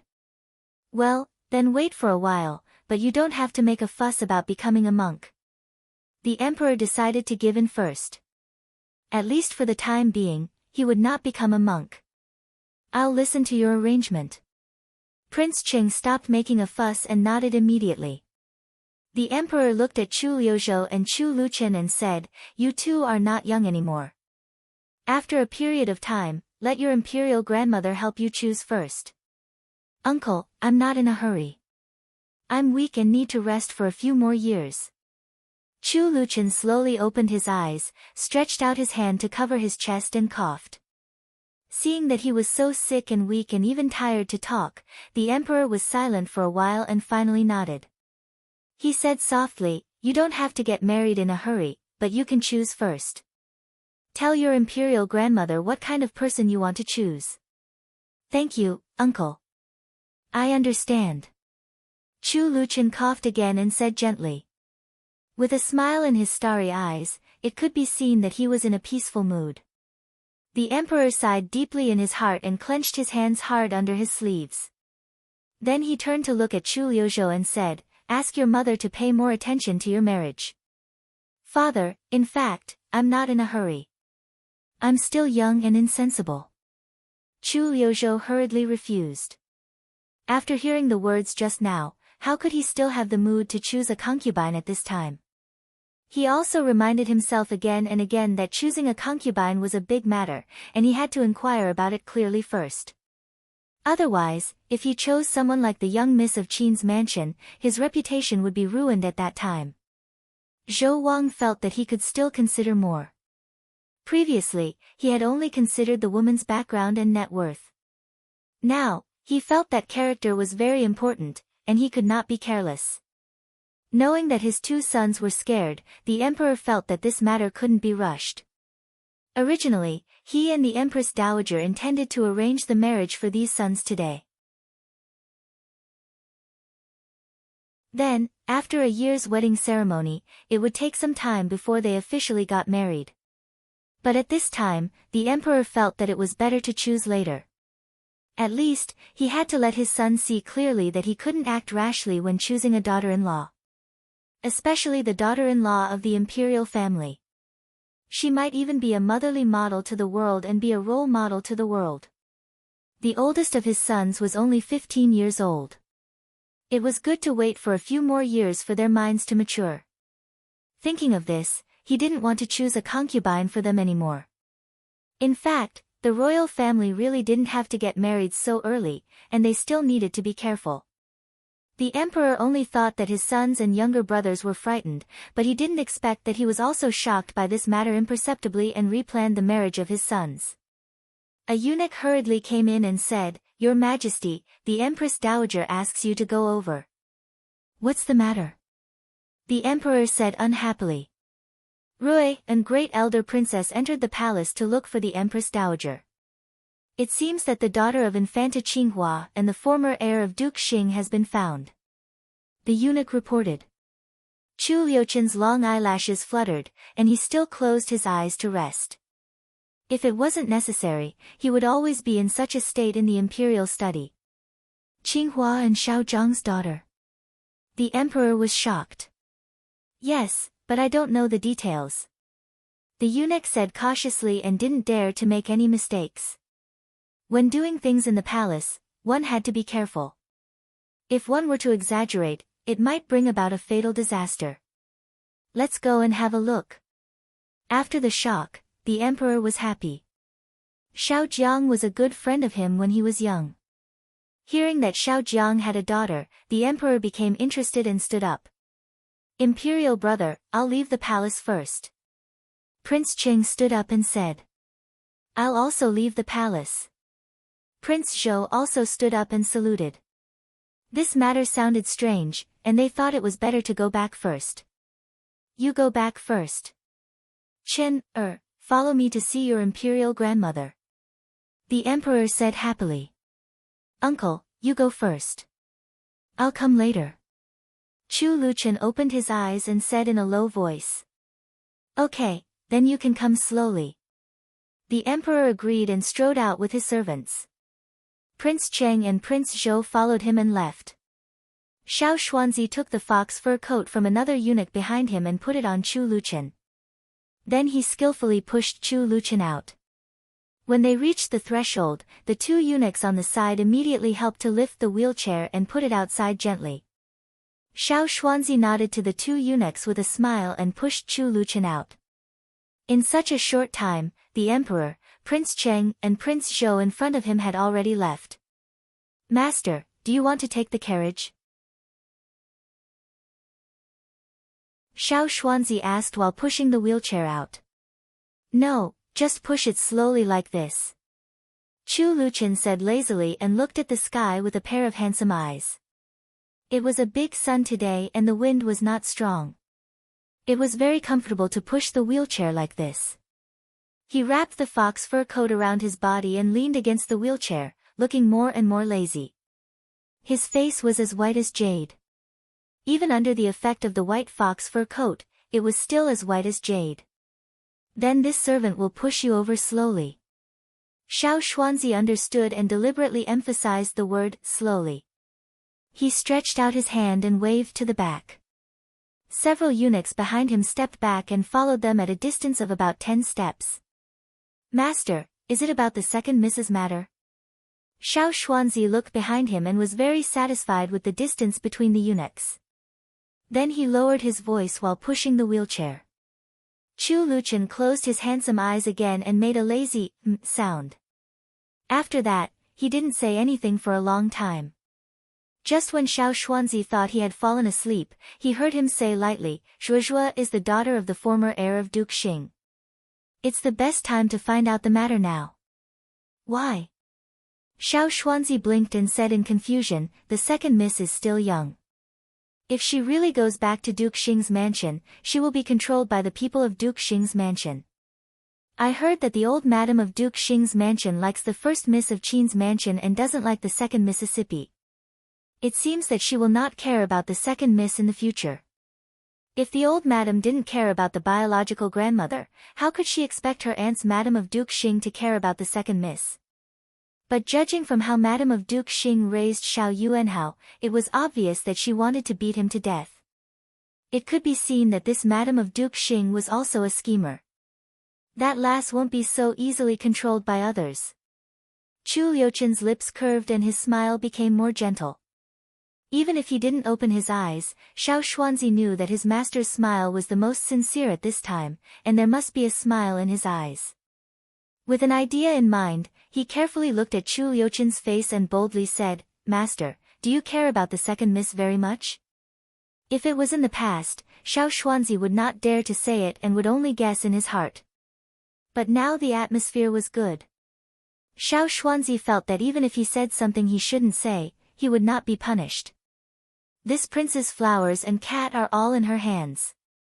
If something happens to this little girl, this prince's flowers and cat will be destroyed by her hands. Chu Luchen said indifferently. Xiao Xuanzi secretly curled his lips. For the first time, he felt that his master was stubborn. Were the flowers and the cat so important? Not to mention the flowers. Although they were precious, he knew his master's temperament very well. He was a ruthless master. Not to mention flowers, he didn't even care about people. As for the cat, although it was well raised, it was not raised by him. When he was happy, he hugged it and threw it away directly when he was unhappy. He didn't care about it at all.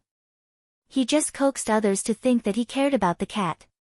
He said it as if it was true. If he didn't care about it, how could he enter the palace so early? Xiao Xuanzi saw clearly what Chu Luchen said just now. Not only Prince Cheng and Prince Zhou were scared, but also the emperor's face was not good. Chu Luchen deliberately entered the palace to scare people. Master, didn't you say that you want the second miss to enter the mansion? Xiao Xuanzi didn't dare to say what was in his heart, so he immediately said with a flattering smile. This prince's residence lacks a mistress. This lass is quite suitable, at least she's pleasing to this prince's eyes. Chu Luchen said slowly, I can't let others take advantage of the girl I like. No matter how good Ning Yuan army general's mansion is, it is not her family, and they don't care about her. These words were said slowly and indifferently, and it even seemed that he was talking about something that had nothing to do with him. But Xiao Xuanzi could feel the strong displeasure in his words, and the smile on his face immediately spread. He knew that the second Miss Qin was different. Oh, no, he had to call her second Miss Xiao in the future. No. The ranking of Duke Xing's mansion might be lower. It was said that there were 4 misses in Duke Xing's mansion, so it would be the 5th. How's the arrangement yesterday? Hearing this, Xiao Xuanzi became serious and said, Master, don't worry. Everything is going according to your arrangement. Oh. After saying this, Chu Luchen leaned against the bed and closed his eyes quietly. At this time, Imperial Grandmother should be quarreling. He didn't have the patience to go there now. If he went there later, the quarrel could come to a conclusion. It seemed that he had to think about the next thing. Prince Ching took this opportunity to get away, and his marriage was not urgent for the time being. Chu Luchen was a little hesitant about whether to make an engagement with Qin Wanru or not. Previously, he was afraid that Imperial Grandmother would urge him, but now he was not so anxious. Could he take it slow? After all, it was still young. But if he took it slow, it would be inconvenient for him to help her. Rolling his beautiful eyes, Chu Luchen thought it was better to make an engagement. Make an engagement first. This girl seemed to have her own ideas. When this girl stretched out her sharp claws, he would give her a push.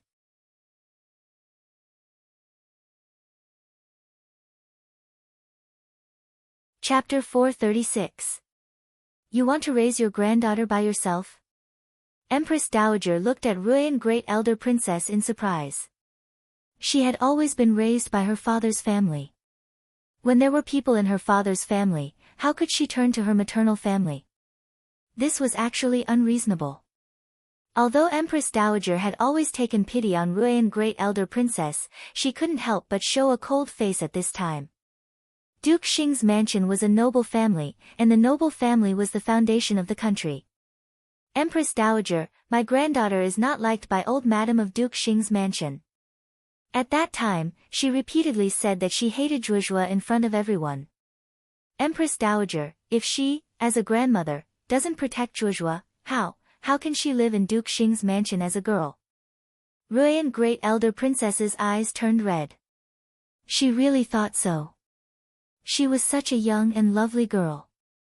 If she lost the love of her elders and suddenly returned to Duke Xing's mansion, she would not be familiar with the people and the place. How could she survive? Empress Dowager, I didn't know that she was my biological granddaughter at that time, so I said that. I was also deceived and didn't know that I recognized the wrong person. Now I have recognized my biological granddaughter, how can I not love her? Empress Dowager, please help me. Old Madam of Duke Xing's mansion felt her heart thumped and she also wiped away her tears.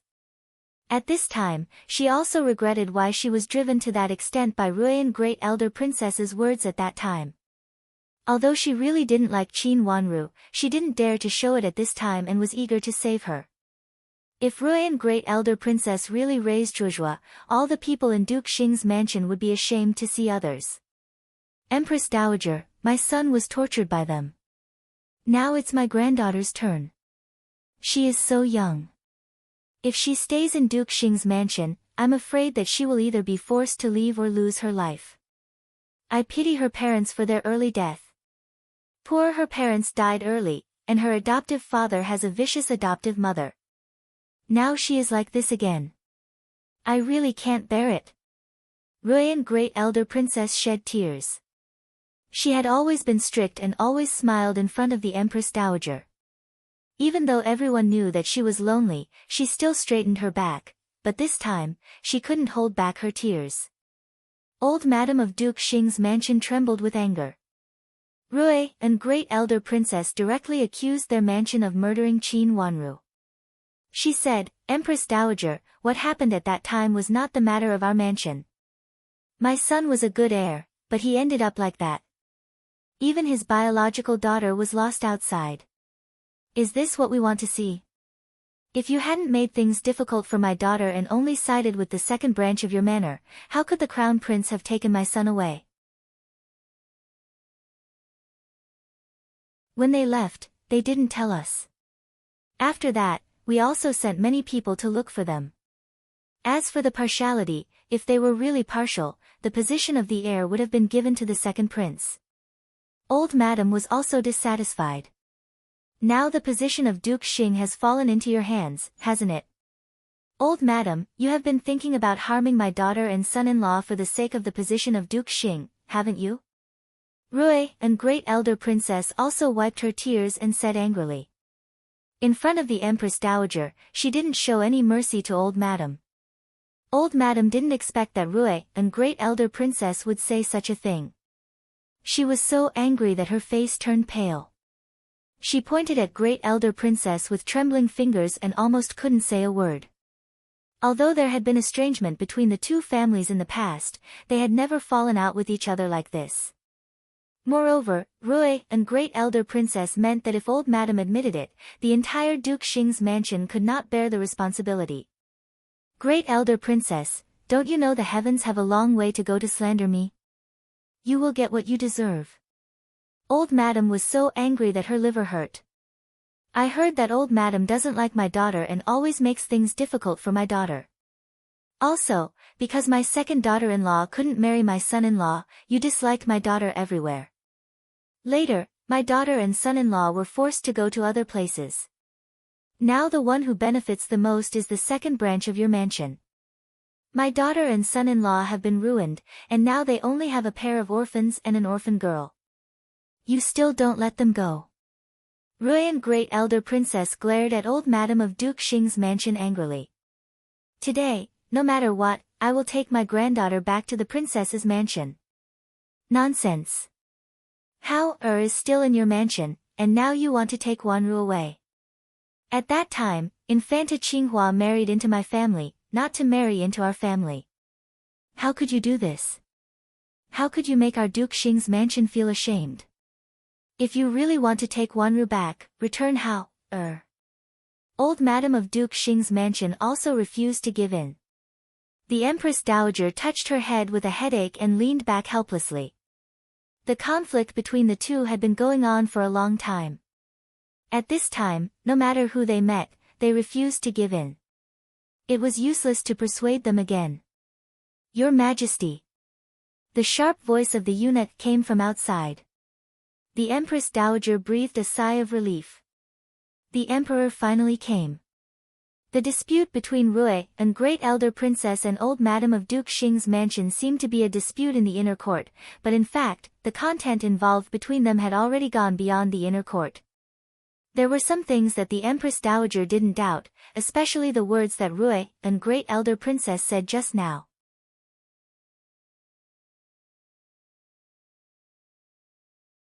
In the past, she didn't care about it, so she didn't think so. At this time, after listening carefully, she really felt that it was possible. It sounded that the second branch of Duke Xing's mansion really took all the advantages, and old madam of Duke Xing's mansion seemed to be really partial. It really had nothing to do with the second branch of Duke Xing's mansion. After all, the title of nobility fell to the second branch. Before, the emperor also mentioned that Duke Xing's mansion requested to confer the title of heir of Duke Xing, and the present first young master of Duke Xing was invited. It had nothing to do with Xiao Yuanhao, the son of the former heir of Duke Xing. If she hadn't mentioned that Rui and great elder princess had a grandson, who was young but was the legitimate heir of Duke Xing, the emperor would really confer the title of heir of Duke Xing. The title of nobility was gone, and now the title of heir of Duke Xing was also going to be gone. It was clear at a glance who would benefit. The emperor strode in. Rui and great elder princess and old madam of Duke Xing's mansion hurriedly knelt down to greet the emperor. Mother. The emperor said, at ease, bowed to the Empress Dowager, and then sat down in a chair on one side. Rui and great elder princess and old madam of Duke Xing's mansion were also helped up by the palace servants and sat down in a well-behaved manner. Mother, I heard that Qinghua and Xiao Jiang have their biological daughter wandering outside. What's going on? The emperor asked as soon as he sat down. Yes, they have a daughter wandering outside at that time, and this daughter is the second miss of Ningyuan Army General's mansion. The Empress Dowager said with a smile. In fact, she couldn't tell whether it was good or bad. If Qin Wanru was really the second miss of Ningyuan Army General's mansion, her identity was not enough to match her grandson. If Qin Huayong could climb up the social ladder, it would be a good marriage. However, if she was the daughter of lineal descent of Duke Xing's mansion and the daughter of Rui and great elder princess, her identity was enough, but she had no support behind her. From the look of Duke Xing's mansion, it could be seen that they didn't attach much importance to this Mississippi. It made sense. She was just a daughter, not a son. If they recognized her, she would have an extra dowry. As the daughter of lineal descent of Duke Xing's mansion, the dowry would be a lot. As for Rui, a great elder princess, she also had a noble identity, but no real power. The Empress Dowager couldn't tell whether it was good or bad now. After this thing was over, she had to ask her grandson and listen to his opinion. That's great. Since you have a daughter, you can take her back. The emperor felt that the second miss of Ningyuan army general's mansion was a little familiar, but it was not the time to think about it. He immediately said with a smile, "Since this is a happy event, why do you quarrel? Your Majesty, please let my granddaughter live in my house. I don't feel at ease raising her in Duke Xing's mansion." Rui, a great elder princess, directly asked. "Your Majesty, if so, how can our Duke Xing's mansion stand in the imperial court?" Old Madam was also anxious and said. "Well, you two don't quarrel. I've heard what you said clearly. No one was willing to do what happened at that time, so it's not good to blame anyone. Now it's a great fortune to find her back. There's no need to quarrel like this. I think she can live in Duke Xing's mansion for a period of time. If Great Elder Princess wants, it's okay to let her live there for a period of time." Seeing that they quarreled again, the Empress Dowager had to say something. "Thank you, Empress Dowager." Old Madam of Duke Xing's mansion was overjoyed and hurriedly kowtowed to thank her. "Empress Dowager, my granddaughter is delicate and has fainted at this time. I'm really worried about letting her stay in Duke Xing's mansion." Rui, a great elder princess, choked with sobs and shed tears. Her voice was very sincere. She stood up with the help of a palace maid beside her and was about to kowtow to the Empress Dowager and the Emperor. The Empress Dowager hurriedly ordered the palace maid to hold her, and her voice involuntarily became a little softer. "Great Elder Princess, after all, she is the daughter of the Shao enterprise. It's a little inappropriate to let her live directly in your mansion, isn't it? Great Elder Princess, how has lived in your mansion? If you also take her away, what do you want us to do?" Old Madam of Duke Xing's mansion also looked at Rui, a great elder princess, and begged, "Great Elder Princess, even if you insist on blaming me for what happened at that time, I can't do anything about it. But now, this child is Jiang's biological daughter. If she can't return to her family, Jiang won't be able to rest in peace." Thinking of her son's appearance at that time, Old Madam burst into tears. Her eldest son was originally her pride. Everyone said that her son was capable and Duke Xing's mansion would be carried forward in his hands in the future. Who expected that he would die outside for a daughter and even lose his biological daughter? Seeing that Rui, a great elder princess, and Old Madam cried again, the Empress Dowager sighed heavily and turned to the Emperor. This was also the reason why she specially sent someone to invite the Emperor to come. Although Rui, a great elder princess, was pitiful, it was reasonable for her to send Qin Wanru to live in her mansion for a long time. It was reasonable for her to live occasionally for a period of time. Otherwise, Duke Xing's mansion would be embarrassed. "Great Elder Princess and Old Madam, you don't have to be sad. I still have to find out what happened to Xiao Jiang. If it was really an accident, it would be fine. But if someone secretly killed him, I will definitely not let him off easily. Before I find out, Xiao Jiang's daughter should live in Duke Xing's mansion first, and Duke Xing's mansion should also record her under Xiao Jiang's name." The Emperor thought for a while and said. He still had to ask someone to investigate the death of Xiao Jiang, the heir of Duke Xing's mansion. As for Xiao Jiang's daughter, she should also be recorded in the family tree. Hearing the Emperor's words, Rui, a great elder princess, and Old Madam of Duke Xing's mansion stopped making trouble. At present, these two things were indeed the most important. Xiao Jiang's death was all told by Qin Huayong. The details had to be investigated. You're tuning into the Blissful Bookshelf YouTube channel. We're so grateful for your support, and don't forget to subscribe to join us on this incredible journey through captivating stories. Your generosity through donations truly makes a world of difference, as it's the primary source of revenue that allows me to expand and enhance this channel for you. Thank you from the bottom of my heart for being a part of this adventure.